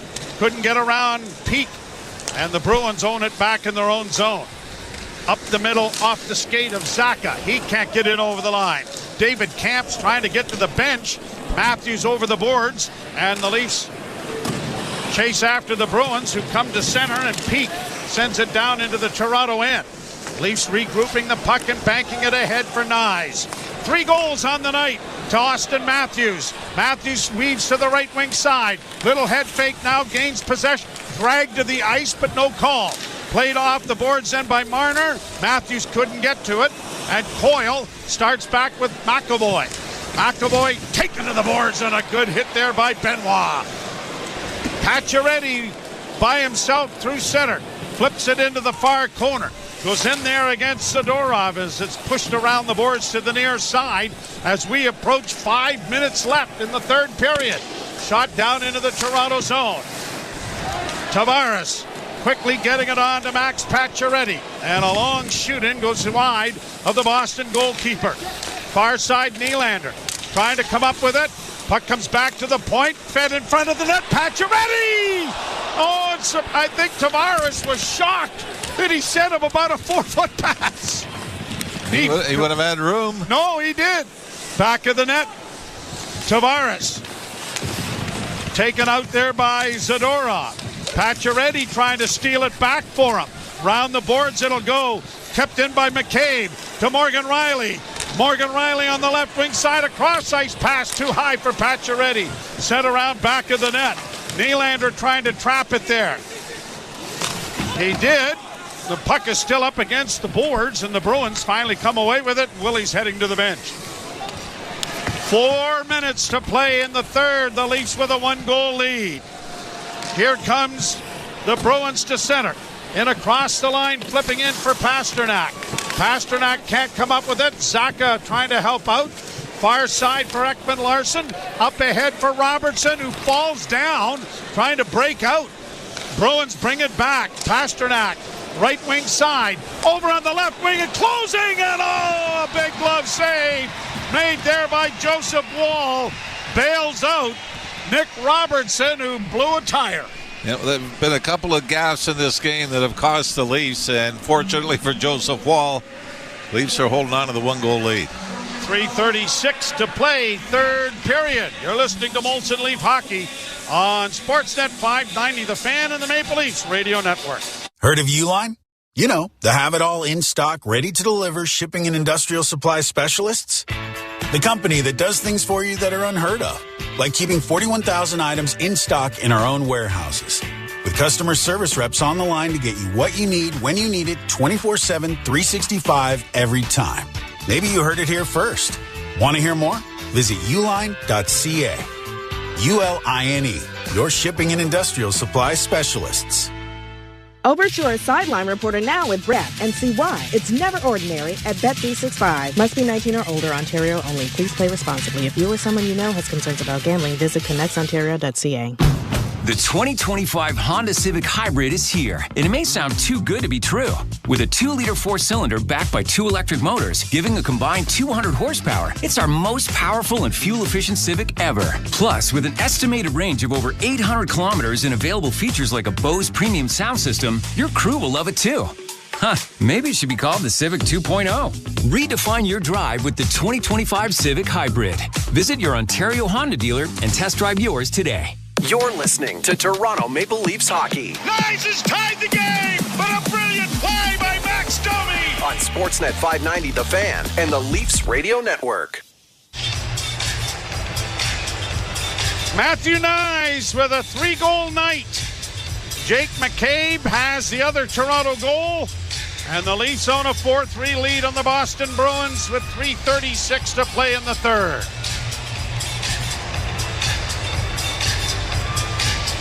The Matthews line out to take this huge draw. Matthews with a couple of assists tonight so far, but I mean, so important. We talked about getting Bobby McMahon going like we saw him last year, and now Matthew Nyes. Bruins win the faceoff. Pasternak's pass deflected by McCabe into the far corner. Pushed along the boards by Matthews, but maintained by Boston back of the net. McAvoy centers. Block shot by Tanev in close. Big play made by the Leaf defenseman right there. You could just record that and play it 15 times this game. Here's McAvoy in with a shot. Blockered away by Woll. Comes to the left wing boards. Lori trying to play it along the boards. Another shot to the net. Blocked by the Leafs in front, and Woll is able to pounce on the loose puck after Jake McCabe had taken care of Geeky in front of the net. And about 3 or 4 taps of the stick from Woll onto the shin pad of McCabe, as if to say, thanks, buddy. Gave me some room to do it, but you're right, Chris Tanev before that. I mean, this is David Pasternak from about 15 feet out. We talk about all of the goal scoring, the forwards, and all the money of it. In my estimation, at this particular point, Chris Tanev is the Leafs' most valuable player at this point in the season. Leafs get it out and down the ice, but it's going to be an icing, and 2:53 left to play, third period. That's funny. Saw an old clip, and it was the first outdoor game when HBO did the special.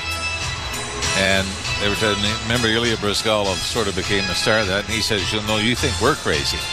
He said defensemen are supposed to block shots and stand in front of the net and block shots with half the equipment. He says, I asked you, who's the crazy one? Who's the crazy one? Yeah, you're right. Chris Tanev. He's certifiable. Yeah, that's... Yes. Right to the left in the Leaf zone. But the whole Leaf defense corps has bought in on that, haven't they?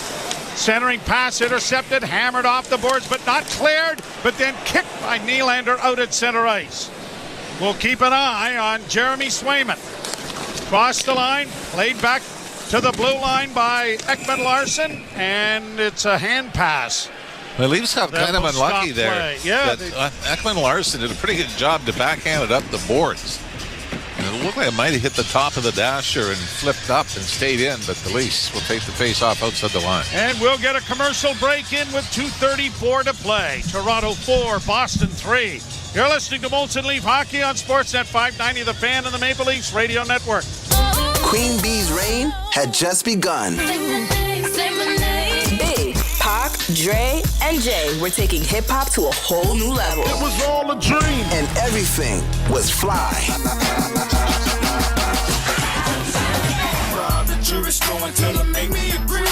Sirius XM Fly, a channel featuring hip-hop and R&B from the 90s and 2000s. Throw it back now on Channel 50 and the Sirius XM app. 24/7 Hockey Talk.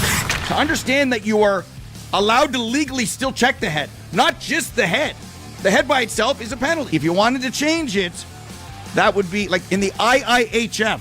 That's probably a penalty at the Olympics. That's probably at the World Juniors. That guy's gone and suspended. I ask you, do you want that?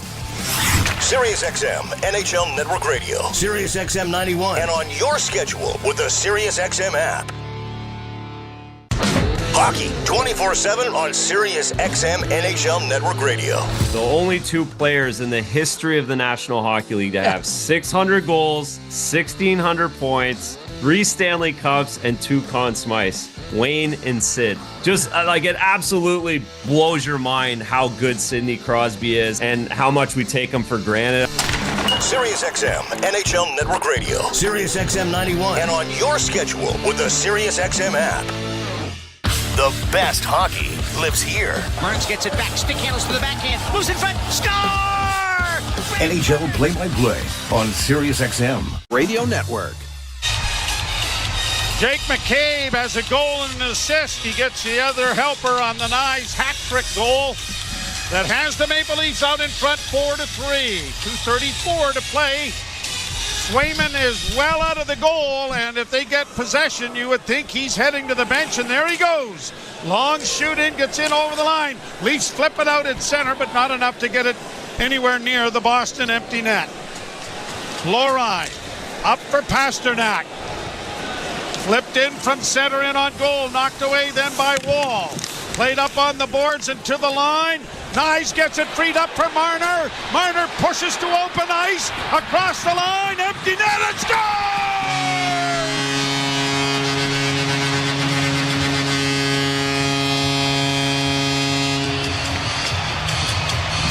Mitch Marner puts it into the empty net. You know he saw Nyes there. He thought about it. He thought about it. And then he said, we need this in the empty net. Yeah, and the thing is, Pasternak was right on Nyes, but a step behind. But yeah, I think Mitch Marner, like he's looking at Nyes as if to say, look, sorry, but we really need this. And by the way, the last 4-goal game the Leafs had was off the stick of Mitch Marner in Detroit a couple of years ago. Yes. So the Leafs open up a 2-goal lead with 2 minutes left, and Swayman's headed for the bench again. Wall caught a puck on a shoot-in, and he just did slightly glance towards the empty net, I think I'd better just hang on to this. Yeah, it was no different than Marner. It's like I got this brief flash, and then no. No. Reality and sensibility stepped in. Well, and the way this has gone, and the Bruins called a timeout here with 1:59 to go. The way the Bruins have scored quickly after Leaf goals, I think if you're Joseph Wall, you're saying again, we got to err on the side of caution here. Leafs trying to win for the 15th time on home ice and the 25th time overall, and maintain their position atop the Atlantic Division. Yeah, and what they've got, even with Florida winning in overtime last night, or in a shootout last night, it comes down to it, regulation wins. And that's why you see the Leafs and Florida had identical records for the longest time, but the Leafs were slotted ahead thanks to regulation wins first. But I think just as importantly, Joe, is you come in 6 points up in the Boston Bruins in the proverbial four-pointer, right? Yep. Draw to the left in the Toronto zone. Lindholm faces off, comes back to the point to McAvoy. Over on the left wing side, back to McAvoy. Shot coming in traffic. Wall down. There's a loose puck in front. They score! Pasternak off to the side as the puck rolled over to him, so this one's not done yet.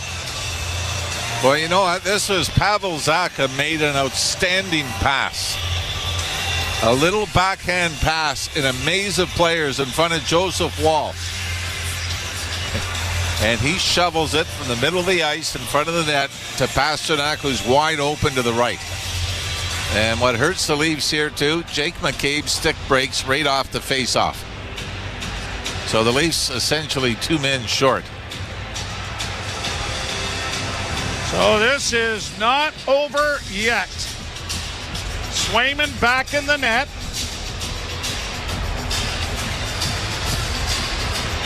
Well, I mean, that's bad luck. You break your stick right off the face-off, but give Zacha credit. Bruins are going to shoot it in, and there goes Swayman to the bench. Puck along the boards. Leafs trying to dig it free. Matthews sends it back to the net. Now to Tanev. Tanev got it ahead, and it's out into the center ice area. Shot right back in again by Boston, but offside. And so it'll be brought back into the center ice area. Well, it might go back to the Boston end of the ice. Yes, it is. Yes, it is. Yeah, this is icing. It's icing. You're right. So it'll force Swayman back into the cage with 1:31 to go. Why would you do that? Well, you didn't go to the New York Islander Patrick Waugh School of Goaltending Bully. Yes. One of the more bizarre empty net goals we've seen. Isn't it? Face off to the right of Swayman. Matthews, Marner, and Nyes, and the draw won by the Leafs, but it was gloved by Marner, but he didn't get it onto his stick, and now the Bruins send it down into the Toronto zone. Chipped along the boards, it comes to the side of the Leaf goal in front of the net, and it's going to be launched to the line, but not out. Kept in now by Lori. Shot goes wide of the goal to the far side, Pasternak. Down low, bouncing puck in front of the net, grabbed off by the Leafs, but not cleared. In goes Marchand against the boards. The Leafs trying to get it out, but failing. And now Jake McCabe reverses the puck, but Matthews wasn't ready for that. Stolen by Toronto, sent to the empty net wide. 50.7 seconds left. Mitch Marner had a clear lane, but you could see he was upset with himself as soon as he let it go. As that'll bring the face-off once again back down to the left of Joseph Wall. And keep this group on the ice. 50.7 seconds left on the clock. Matthews facing off with Elias Lindholm.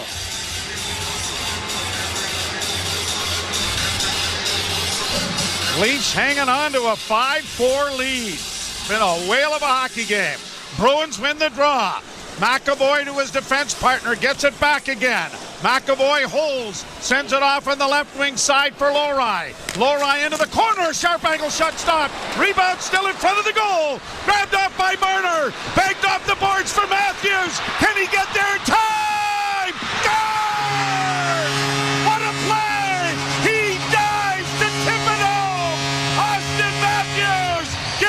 Leafs a 2-goal lead.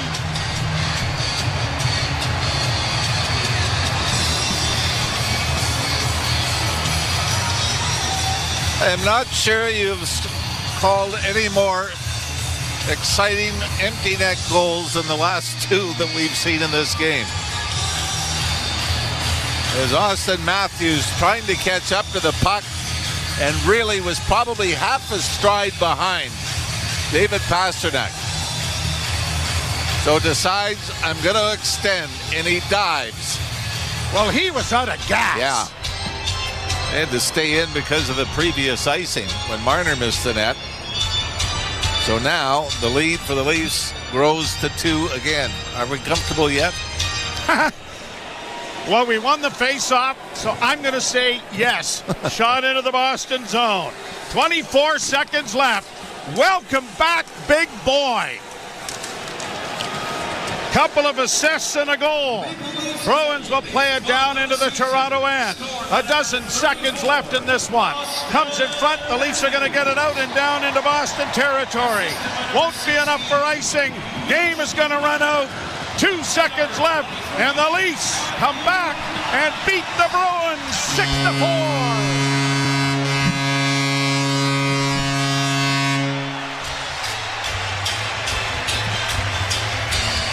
Pretty good game, Mr. Rolfe.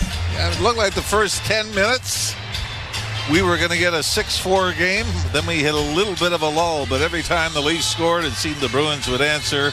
But 2 empty netters turn out to be the difference. So the 3 stars brought to you by Ontario Honda dealers. Get home ice advantage on every drive with new Civic Hybrid, proudly made in Ontario. Available now at your Ontario Honda dealer. Well, with all due respect to Jake McCabe, I'd love to throw him in with a goal and an assist, but the Matthews line, 5 goals, 12 points on the night, and you got to put them all in. So let's go. Mitch Marner, star number 3, with a goal and 3 assists. Austin Matthews returns with a 3-point night, a goal and 2 helpers. And, of course, Matthew Nyes having the most productive night of his young career, first career NHL hat-trick. So there you have it, and we're back with you tomorrow night when the Leafs will complete this back-to-back series as the Philadelphia Flyers are in town to tangle with the Maple Leafs. Lots to chat about in the post-game show with Ailish Forfar and Justin Cuthbert as the Leafs win this one by a score of 6-4. You've been listening to Molson Leaf Hockey on Sportsnet 590 The Fan and the Maple Leafs Radio Network. You've been listening to Molson Leafs Hockey on Sportsnet 590 The Fan and the Leafs Radio Network. There's a Molson with your name on it. This week on Let's Go with Bill Belichick, Max Crosby, Peter King, and me, Jim Gray. Los Angeles Chargers coach Jim Harbaugh. Now you're back with an opportunity here in the playoffs. It happened pretty quick. It feels good, really good. That's how it's felt, since day one, where everybody is doing anything and everything they can to help us be successful and to What's up, insiders? Yeah, that's a big win. Gotta love it when the Leafs beat Boston. It's always great. Thank you all so much for hanging out with us. Carmen, Mr. Roboto, Veronica, Pike, Jeff, Rod, Lisa, Johan. Thank you all so much. Steve, hey, what's up, Steve? How you doing, man? Good to see you. Guy as well. Awesome. Guy, Andrew, thank you for joining up as an insider. Welcome back to the club, my man.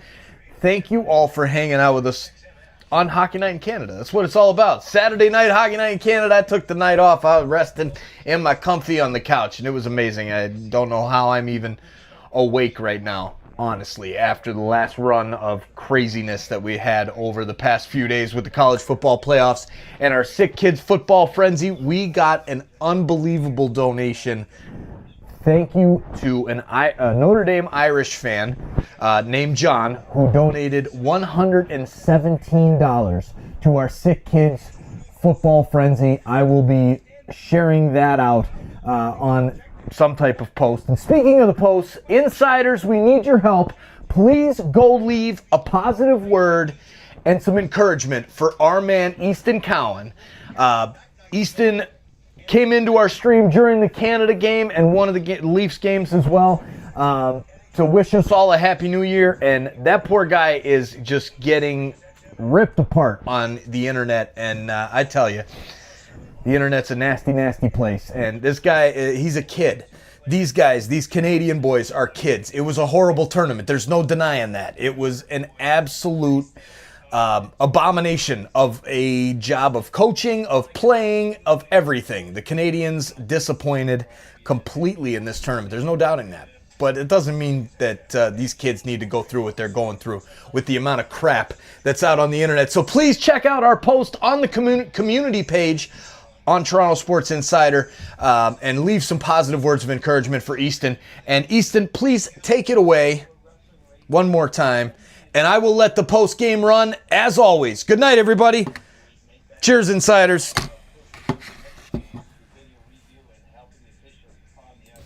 Hey TSI community, it's Easton Cowan here. I just want to hop on here quick and say a couple things. First off, I want to wish you all a happy and healthy new year. I hope 2025 brings good things for you guys, and I hope you guys have a great year. Hopefully I can meet some of you guys soon. See you later. What a play! He dives to tip it home! Austin Matthews gives the Leafs a 2-goal lead!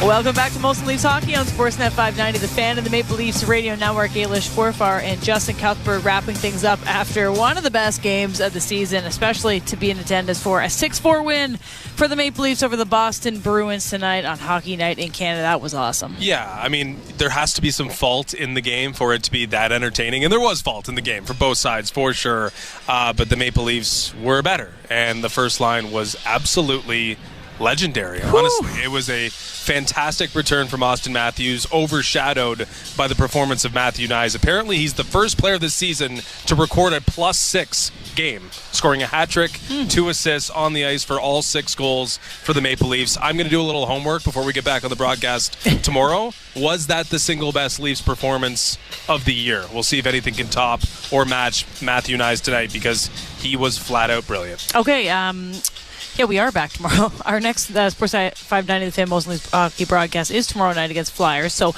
we'll wrap things up quick and make sure Leafs Talk gets plenty of rest. But we'll do one last NHL scoreboard presented by Bet365. Whatever the moment, it's never ordinary at Bet365. Must be 19+. Ontario only. Play responsibly. Visit connexontario.ca. Let's do it. 2 games this afternoon. The Capitals beat the Rangers 7-4, and the Sharks got a 3-2 victory over the New Jersey Devils. 3 other games have reached their completion, in addition to the Bruins and Maple Leafs. The Wild got a 4-0 victory over the Hurricanes. 6-4, the Blue Jackets beat the Blues, and the Red Wings got a 4-2 victory over the Winnipeg Jets in Winnipeg. Just starting a shootout, Canadiens and Avalanche.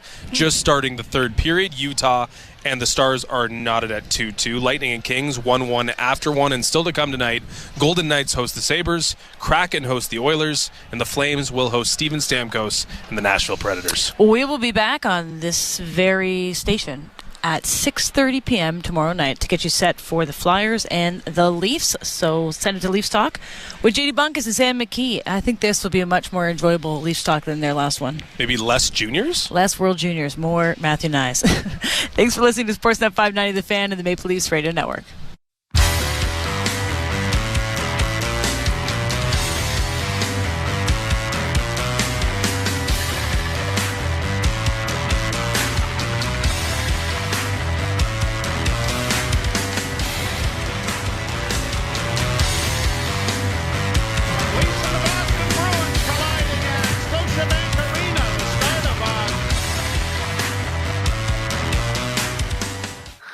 Leafs Talk, JD Bunkus, Sam McKee. Fun one tonight. Leafs beat the Bruins.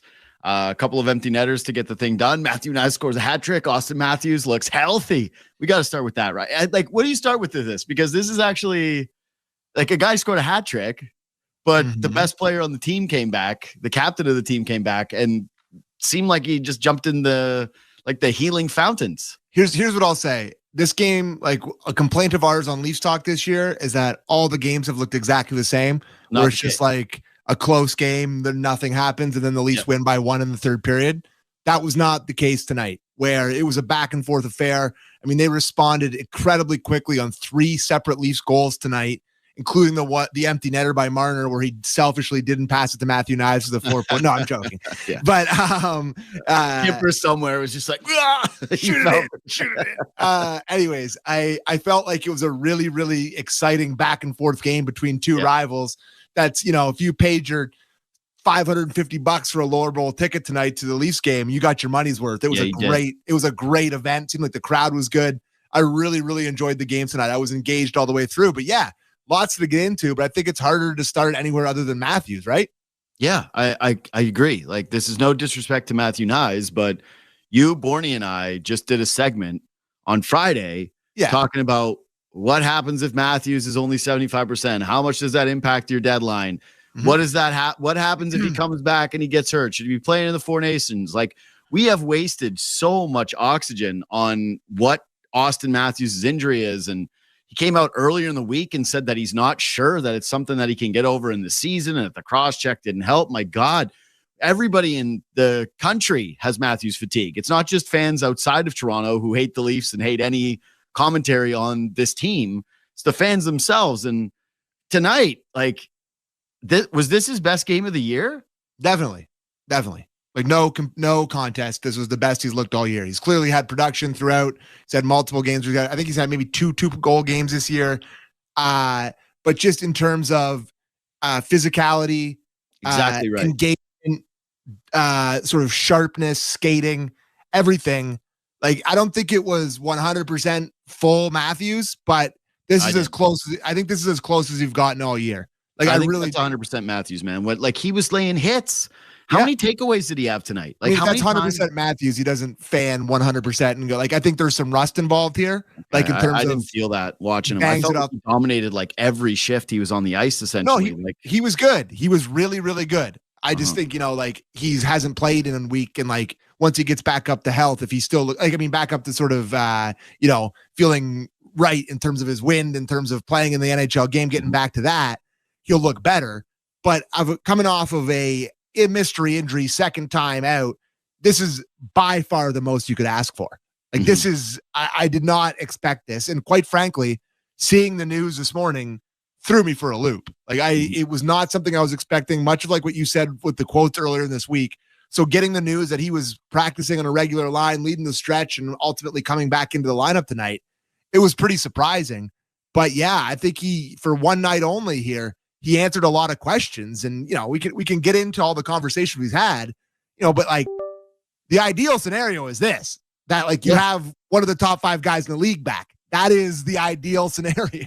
Just look like him. I'm like not even with you on the rust. Like, I got no notes for Matthews tonight, man. Like, I was so incredibly impressed with the way that he was on the forecheck, the way that he back checked, the board play that he had this evening, the amount of turnovers that he forced. Like, the pass that he makes to Matthew Knies on what was the hat trick goal, like, that's all just Matthews being completely vintage, getting in hard on a forecheck and creating for himself. Like, how healthy is he if he's doing that? The empty net goal that we just ran there, where it's like full dive poke, one of the nicest empty net goals you'll see. That is the degree of difficulty to go full speed, having a guy bearing down on you, stretch out, and perfectly like toe poke a puck with the end of your stick.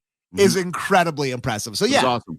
Yeah, there's been a lot of talk about what you want from the Leafs and who they're going to spend the money on. It's like, well, the ideal scenario is that they have $3 million to spend because they have Austin Matthews playing at 100% and is ripping and is going to let you try to win a division, so you get an easier first round matchup. Tonight was incredibly encouraging. I get what you're saying about, like, hey, like, there's maybe a couple spots there's like he doesn't rip one in the back of the net or whatever. I actually thought a couple off the end glass, like that one where Swayman comes across, that's usually bar down. He's a little bit quick on it, doesn't make his usual, take 1 second, rip it home. Like, he rushed a couple things tonight, but I don't really care about that. That's just like reps. That's him not playing. The physicality, the decisiveness, the skating, the back checking, the plays he made, the passes, like, that all is the stuff that's more important to me. And like the touch will come as he gets to play a little bit more here. But yeah, like, as good as it could be tonight. I thought, though, that when he did get some looks, the wrist shot looked totally back to normal. Like, it had the real force behind it again. Like, he had one, I think it's in the third period, where he just grips it and rips it. And I went, yeah, that looked like vintage Austin Matthews. And I'll say this, man, like it's a real reminder too of this guy's not just a sniper. He's just such a complete player. And that's what was so encouraging for me tonight. I know I'm kind of like going in circles on this point, but he was just all over the ice. Every facet of the game, Austin Matthews was just a premier player. And, you know, this is kind of the way that we can pivot into Nyes is like Matthew Nyes hasn't scored, you know, he's got a goal in 15 games. He scored twice in all of January. We're having conversations about whether he's hit the wall in December. Sorry, what did I say? You said in January. Yeah, he scored 3 times in January. Well, I was going to say, actually, I was right. He does technically have 2 goals in January. Correct. He technically, I didn't not say only 2, but 3. Wrong. But it's just the way that his line mates look tonight, the way that he just makes defensemen have to second guess themselves when he starts to bear down on them, the way that he can just like help with the breakouts with this team. Like how many times did he break the puck out for his line tonight? If Matthews looks like that, a lot of people are going to be booking trips to Germany, looking for German doctors if this continues this trend. I don't know. Maybe it was somebody on our home soil because the healing Hans over there didn't really work. Came home and he looked the same. And then he gets, somebody in Mimico gave him a couple blue lights and he started feeling better. I don't know. They get the Canadian healthcare system got looking at that back and it's starting to feel better. Or but he just did the thing. He's like, hey, you should go lay down for a bit. He did that. He's all right. Tomorrow to me is a massive test because it's the second half of back-to-back. Is it in Philly tomorrow? I don't know, but I was actually going to ask you about this. Like, it's in Toronto again. So it's like you're not getting on a plane. You're not flying away. You get to sleep in your own bed tonight. Like, the second half of back-to-back with travel would be more of a test to me. But still, seeing how he looks, how it responds after playing, I like that he came out and said, I want to play both of these babies. Like, he wants to play. And, yeah, like, it's you go into tomorrow hoping to see more of the same. But it'll be really interesting to see how all his sort of quote unquote injuries, aka his back that everybody knows what it is, responds after a big night and his first real like exertion in a while. Yeah, you're right. The plane thing is big for real. Yeah. Like if you don't heal like everybody, you don't have to be a sports scientist. You can be a casual sports fan to know that your body doesn't heal the same way when you have to get on a flight, when you're beat up and when you're trying to recover. So for this to not be that situation is a good one for them in order for them to kind of like really test it out and see how he is going to perform the following night. I'll just say that I like that he's playing in the second night of the back-to-back, and I do like that he doesn't want to be Joel Embiid, right? That Elliott comes out with a report. He wants to play in all his games. He doesn't want to be in the out of the lineup. I don't think it's just important for him. I think it's just important for the team too, man. Like Toronto was healthy tonight. No Stolars, obviously. Yeah. But how many times have we seen this team fully healthy this year? It was kind of refreshing to just watch the Leafs roll all of their actual lines out there and go, oh, okay. Like now you're actually getting real information on what you have as a group here. Yeah, I thought it was a really, really strong lineup tonight. Yeah. Like just in terms of even the fourth line, with Ryan Reeves not in there and having Dewar, Lorentz, and Kampf, I thought they were excellent on the forecheck. There's been a lot of time in the offensive zone. That third line is it's a real roller coaster ride because God, that one goal they gave up in the defensive zone where like Domi flies out and McMahon's like attached to his hip and it ends up, but it goes down the other way where Robertson beats Lowry, who looked like he was dragging a Mack truck behind him. He makes that great pass to McMahon and you expect that to go in the back of the net. Like that line is a real roller coaster ride, but those two as your bottom 6 looks like a real hockey team. And then if you're thinking about adding on top of that to kind of mix in and mix people in and out of that bottom 6, then you just look at that top 6, it's starting to look like a real forward core. And then you talk about the D core. Like tonight was just an encouragement. There was some defensive gas. They let 4 go in the net. I understand it.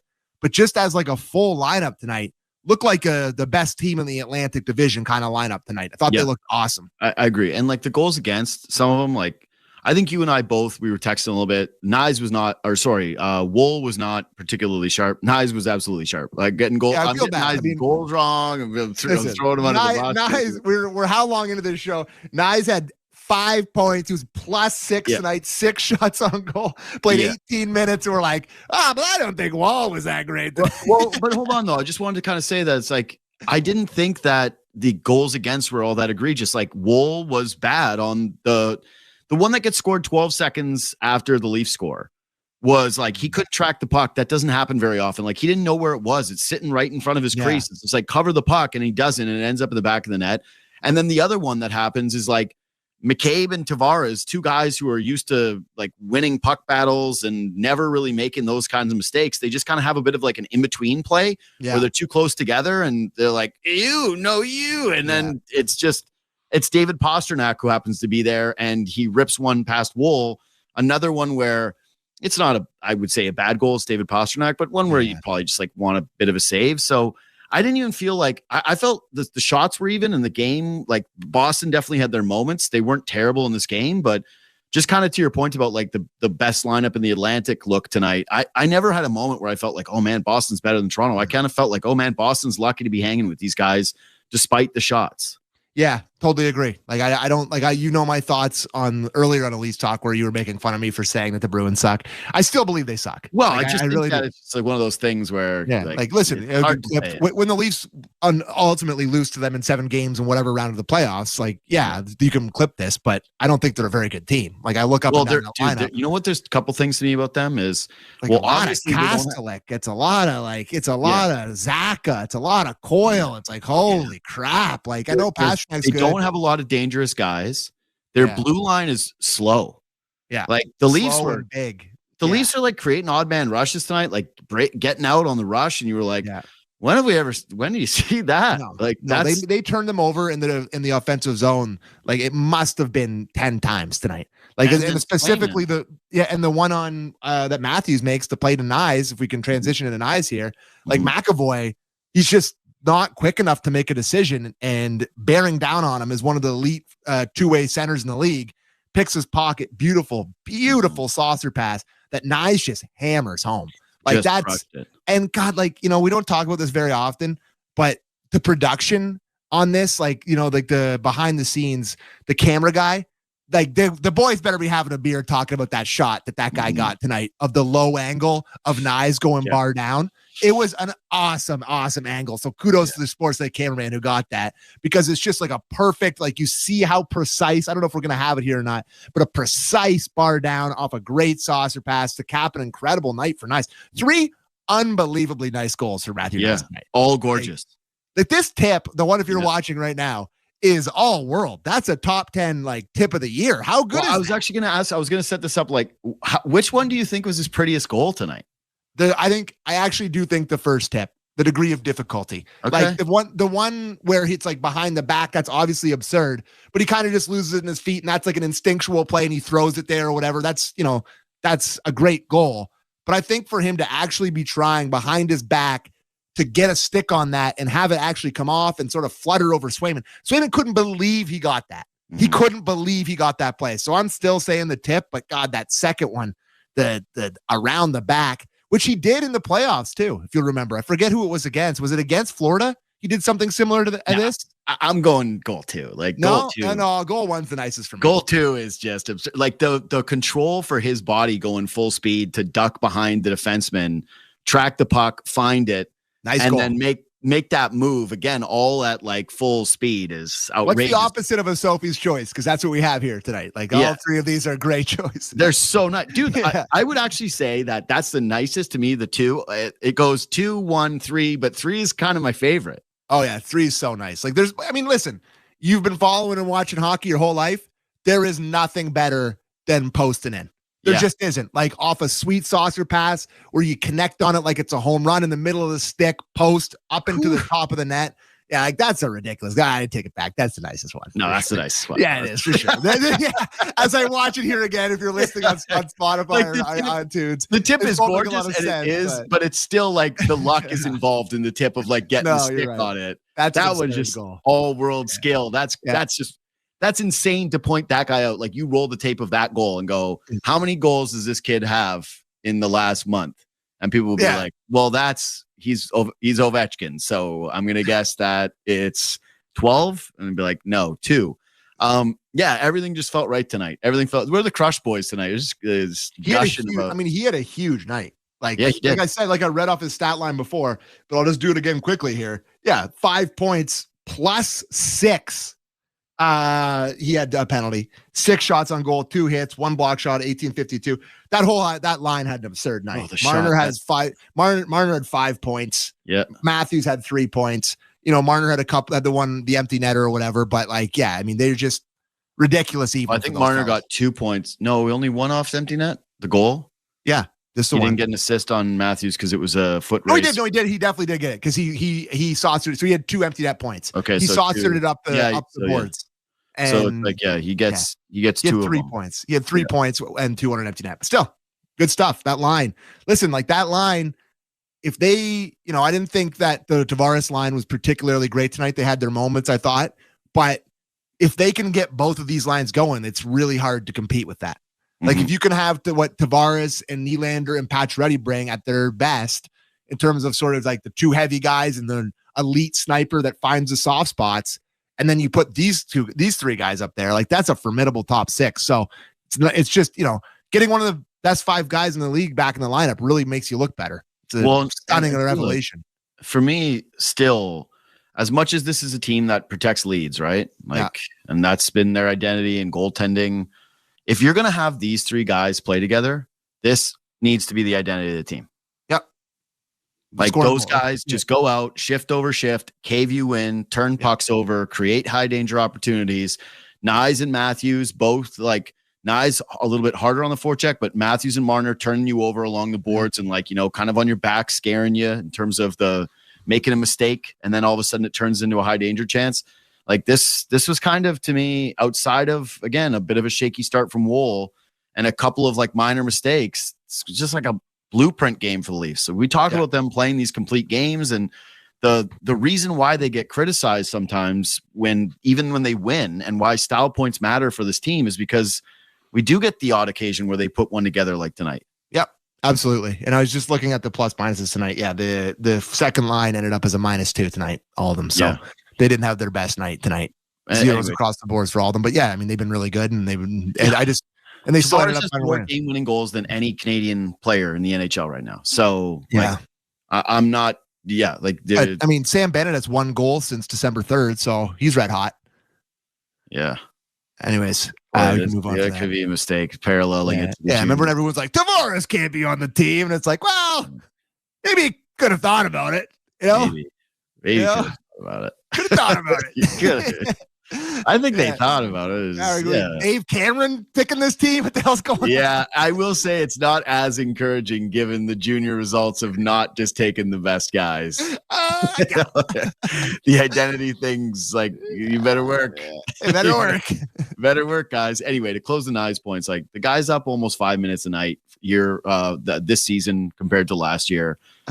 We had seen lulls in his play last season, but I really do think that I don't think he's a Bunting or it's a complete creation of the Matthews Marner line, but I do think that he is somebody that loves to be on this line and rises to the occasion of it and just fits it perfectly well. And there's really just no need to tinker with it. Leave these guys together. He has enough of an element of the skill, as you saw tonight, enough of the physicality where he can dig a puck out. I don't love him in transition. I really don't think he's a great transition player in terms of breaking the puck out, but they have 2 guys in that line that can really do that. So you don't need to worry about that as much.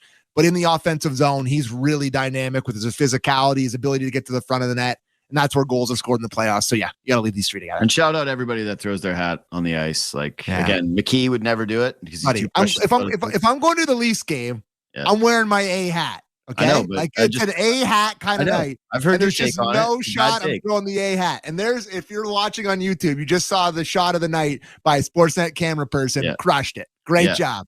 Yeah, it was an awesome job. Awesome job. And throw your hats when you're there. Who cares if it's your A hat? Go buy another A hat. No, guess what? I got so many A hats, buddy.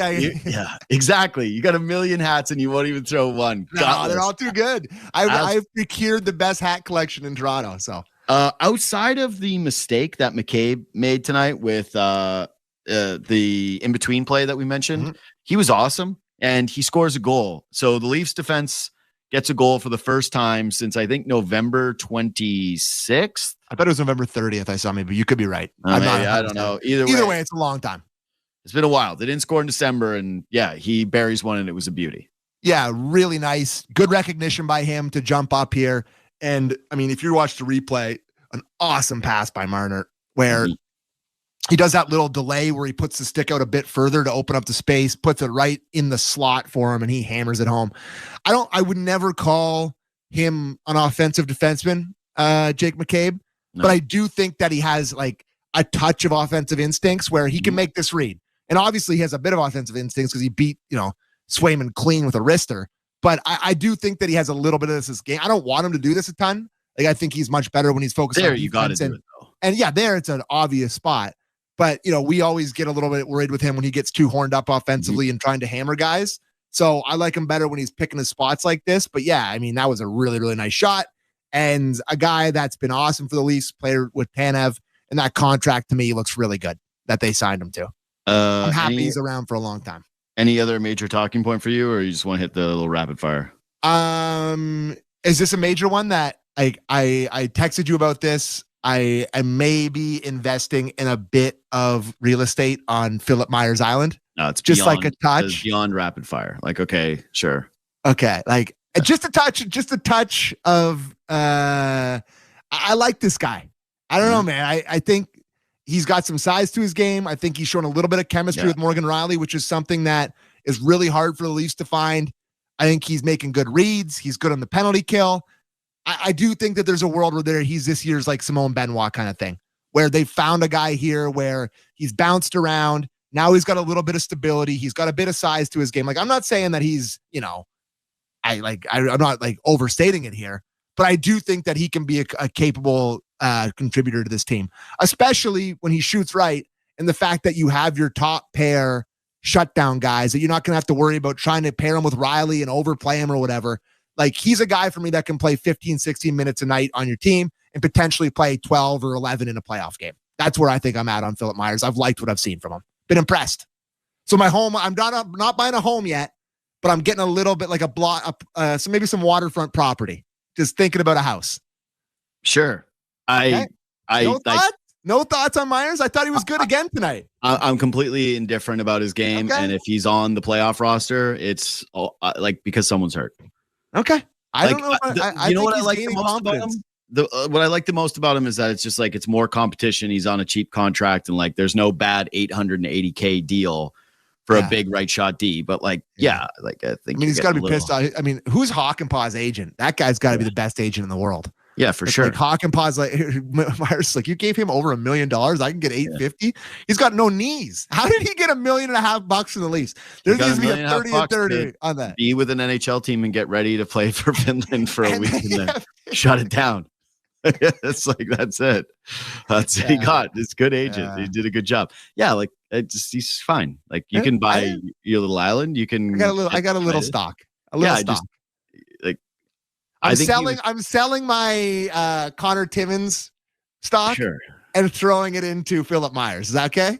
Yeah, it's my penny stocks. I was gonna say penny stock guy. I just hate this take because it's such a like low risk thing. Like it's just like the guy who makes $880K was looking like a guy who makes $880K. Like I think he looks a bit better than that. I do think he looks a little bit better than that. I do. All right. I do. All right. He's like I always use this reference, but it's the same always. Is like I'm Don Draper in the elevator. I don't think about you at all. Okay, fair enough.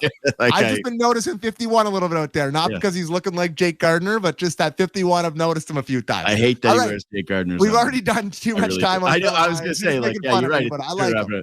My rapid fire actually has to do with another one of the defensemen, which is can OEL have a game where he doesn't take a beating? Oh my God, he takes a beating. He really does. Is this guy going to survive the rest of the year? Like that was a brutal shot he took there. Like he goes back out on the power play, so he's fine or whatever. But God, it was a good battle. I don't know who was it. Geeky that he was battling with. Like they were fighting in the corner hard, trying to impose himself in this game with the physicality. He ended up taking a penalty there, but I kind of it's getting bad when you start to think about it every time. It feels like every game now. It's like. Oliver Ekman-Larsson, the guy who's banged up, took another hard hit, took another tough play. He hammered Pasternak tonight too. Like he really is engaged physically. It's funny. I look. What did he sign him for? $4 and $3.5 million. It's 4-year contracts, which is yeah. But like I would say he is exactly a $3.5 million defenseman. Like, I think that's the exact money that he is worth. Would still love to see him power play one. For sure. We were talking about that last show. Like, I still think that there's more to unlock there with him, but like what they're getting from him is exactly the value on the contract. It just feels, like he's not overpaid. He's not underpaid. He just kind of, he's out there. He makes good physical plays. He can snap it out here and there. Mm-hmm. I've liked him. He's given them value on that contract, I think. I do think that there is a bit of an awkward fit. For sure. They're fully healthy. Yeah, no question. With him, well, I mean, it's always there's a ton of lefties on every team that you got to fit in, so it's tough. For sure, for sure. Just that, like, the thing I think about it with him is like, all right, if power play 2 is never going to play, right, and he's not good on his offside, which he's not, like, is he worth $2.5 million more than Benoit? Like, yes. What?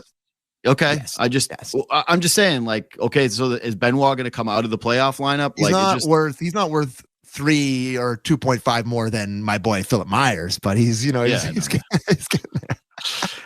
Philip Myers of literally no memorable moments, but all right. Hey, broke up a couple cycles tonight, a couple shot blocks in the power play. Yeah, no, actually, he was fine tonight. You could notice the size in the physical game against Bruins. All right, nothing else for me. The last thing I'll say is, like, Pastrnak, I think, is the number 1 Leaf killer of all time in my lifetime. No way. He always scores. It's always insane. scores. That's an insane take. Ooh. No, it's clearly when it was the Heatley Spezza line with Alfredson. Those 3 guys. Go look at their stats. But it was a different time. So what? They lit it up when the Leafs were horrible. Like, that was like they were. It doesn't matter. It was like playing the 2013. Like, it's just they lit up the Leafs when they were horrible. This has been like throughout this entire era. He scores every single game, scores massive goals against the Leafs, overtime winners in the playoffs, Game 7. I do think he's the number 1 Leafs killer. I do. He's scary. I really do. He's scary. There was nothing like that Sens line against the Leafs, just knowing that they were going to have 6 points. So, but then who was the number 1 guy on that team that was the killer? The line. I think it was Heatley.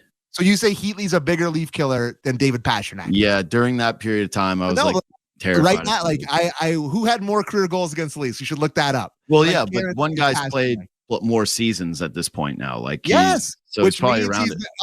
I actually bet you it's close. I would love to have that pulled up. I could do career, it if you want to talk. Yeah. No, it's a career points against the Leafs. I bet you it's still close because those guys they beat the brakes off the Leafs over and over and over again.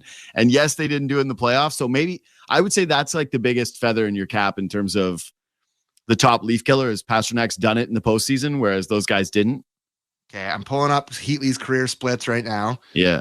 Against the Toronto Maple Leafs in 42 games, he had 51 points for 27 goals and 24 assists in 42 games against the Leafs. Yeah, murderer. And what was David Pastrnak? I'm doing it quickly.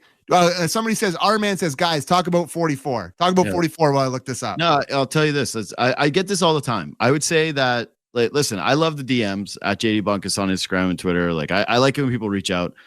But, like, I'm just painfully sick of this. Like, I'm painfully sick of people. What else do we want to say? Being like, I'm mad about Morgan Riley. You got to be more mad about Morgan Riley. It's like, we talk about Morgan Riley's struggles all the time on the show. Like, it's pretty well documented at this point. Like, I don't know why every night needs to turn into like a full throttled Morgan Riley murder. I did feel for him tonight because I don't know if the puck bobbled or if he fanned on it though. Still, I didn't get that angle. So in 30, it bobbled. It skipped over his stick. So back to the Leaf killer thing. Yeah.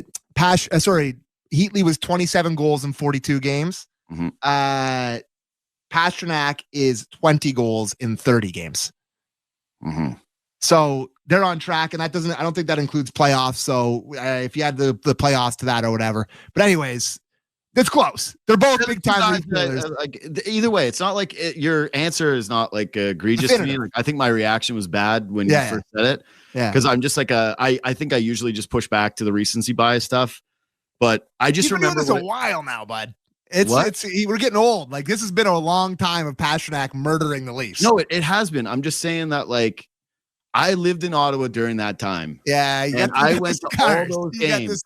You got the scars. I went to almost every game when the Leafs were in Ottawa. I made my way out on that dirty bus, either Elgin Street bus or Getting Ocean fired up to Transport. watch the boys lose 9-1 to the pizza line. I told you, still to this day, the best moment I had against the Sens that was in the playoffs was Alfredson maybe getting hurt because it was David Bell or what Bell? What Mark Bell? Yeah. Mark Mark Bell. Yeah. With the bird cage threw like the dirtiest headshot on Alfie, and no one could fight him because he was wearing the bird cage. And I almost got in almost got in a million fights with Sens fans because it was just like I was thrilled. This was at a different me. I was young, so I was rooting for injury guy. Like I was. Thing I'll say on that I was every Raptors fan when KD hurt. Oh, I cheered my ass off. I cheered too. I was at the bar. I was like, hell yeah. Get off the court, buddy. Give me my championship, bud. Take a lap. Enough of time has passed that we can just all admit that we all cheered. We all cheered when KD got hurt. Anyways, I saw Mark Bell at the alumni box last year when I went with Kipper and Borney, and it's my all-time regret that I didn't talk to him about that hit because it's like one of my favorite. That is a regret. I just feel like, buddy, how sick was that? I might get him on my show just to talk to him about that hit. Good talker. We actually had a great. I think he's a scout for maybe it was the Coyotes at the time, so maybe he moved to Utah or whatever. But he was doing some scouting and stuff. So, Mark Bell didn't think that would come out tonight, but boy did it. I actually want to get a framed photo of Mark Bell crushing hammering him. Yeah, I really would love to have that in my office. Like that's as close as we got to Chara ragdolling. McCabe. Yep, it was an awesome one. And another great Leaf on Sen moment. And we didn't even play the Sen, so I don't know why we're talking about this. But Dion Phaneuf, who was named to the second team on Stefan DaCosta, is still the biggest hit a Leaf has ever thrown. Yeah. And it was that was on a Senator as well. So that's another one too. Anyways, we should wrap this show's up. done. Show's over. Follow us on Twitter and Instagram at JD Bunkis, at Sammy McKee. Reach out anytime. Hit the thumbs up, subscribe, review, do all the things that I ask every single show. So if you haven't done it by now, go to jail. We'll see you tomorrow night.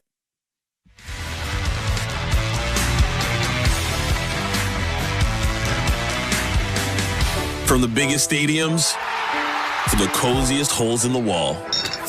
From house parties to porch hangs to pride celebrations. From your favorite fuzz shop to your local Indian spot. From noodle bars to sports bars to salsa bars. There's a Molson with your name on it. Canadian Ultra XL. Molson.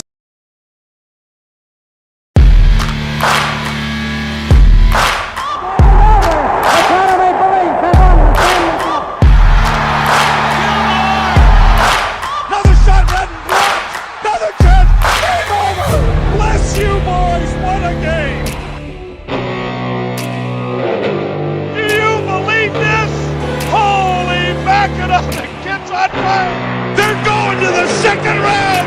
Do you believe this? Holy Mackinac! Point taken. 2-0 Toronto.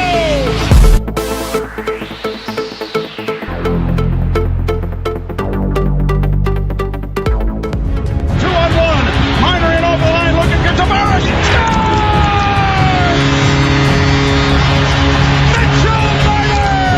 Now, thank you for finding us. Thank you for sharing out the link and bringing more hockey fans to our awesome community here on TSI. And let's get back to the hockey. Go Leafs, go! Let's tear them up. Game on his stick. Scores!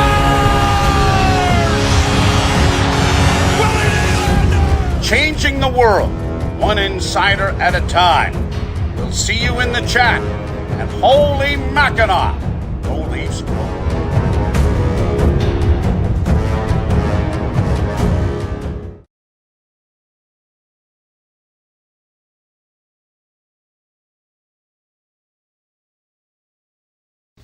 Hey TSI community, it's Easton Cowan here. I just want to hop on here quick and say a couple things.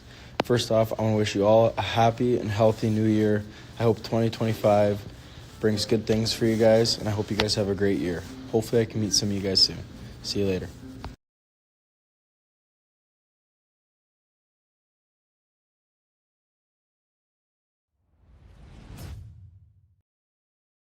I want that next game. The PGA Tour comes to life on SiriusXM. It's your destination for everything on the tour. Hear live hole-by-hole coverage and expert analysis. PGA Tour Radio, SiriusXM 92. I'm Zach Crawford with your SiriusXM NHL schedule. All times are Eastern, and please remember, all games, times, and channels are subject to change, so make sure to check out SiriusXM.com for the latest updates. In the NHL, at 12 p.m., the Washington Capitals are against the New York Rangers. The Capitals can be heard on Sirius 91, XM 91, Internet 950, while the Rangers are on Internet 938. At 4 p.m., the San Jose Sharks play the New Jersey Devils. The Sharks can be heard on Sirius 91, XM 91, Internet 942, while the Devils are on Internet 936. At 7 p.m., the Winnipeg Jets play against the Detroit Red Wings. The Jets feed is on Sirius 208, XM 219, Internet 951, while the Red Wings are on Internet 929. Also at 7 p.m., the Columbus Blue Jackets play the St. Louis Blues. The Blue Jackets are on Sirius 209, XM 220, Internet 927, while the Blues are on Internet 944. At 7 p.m., the Toronto Maple Leafs play against the Boston Bruins. The Maple Leafs are on Sirius 91, XM 91, Internet 946, while the Bruins are on Internet 921. At 7 p.m., the Colorado Avalanche play the Montreal Canadiens. The Avalanche are on Sirius 210, XM 221, Internet 926, and the Canadiens are on Internet 934.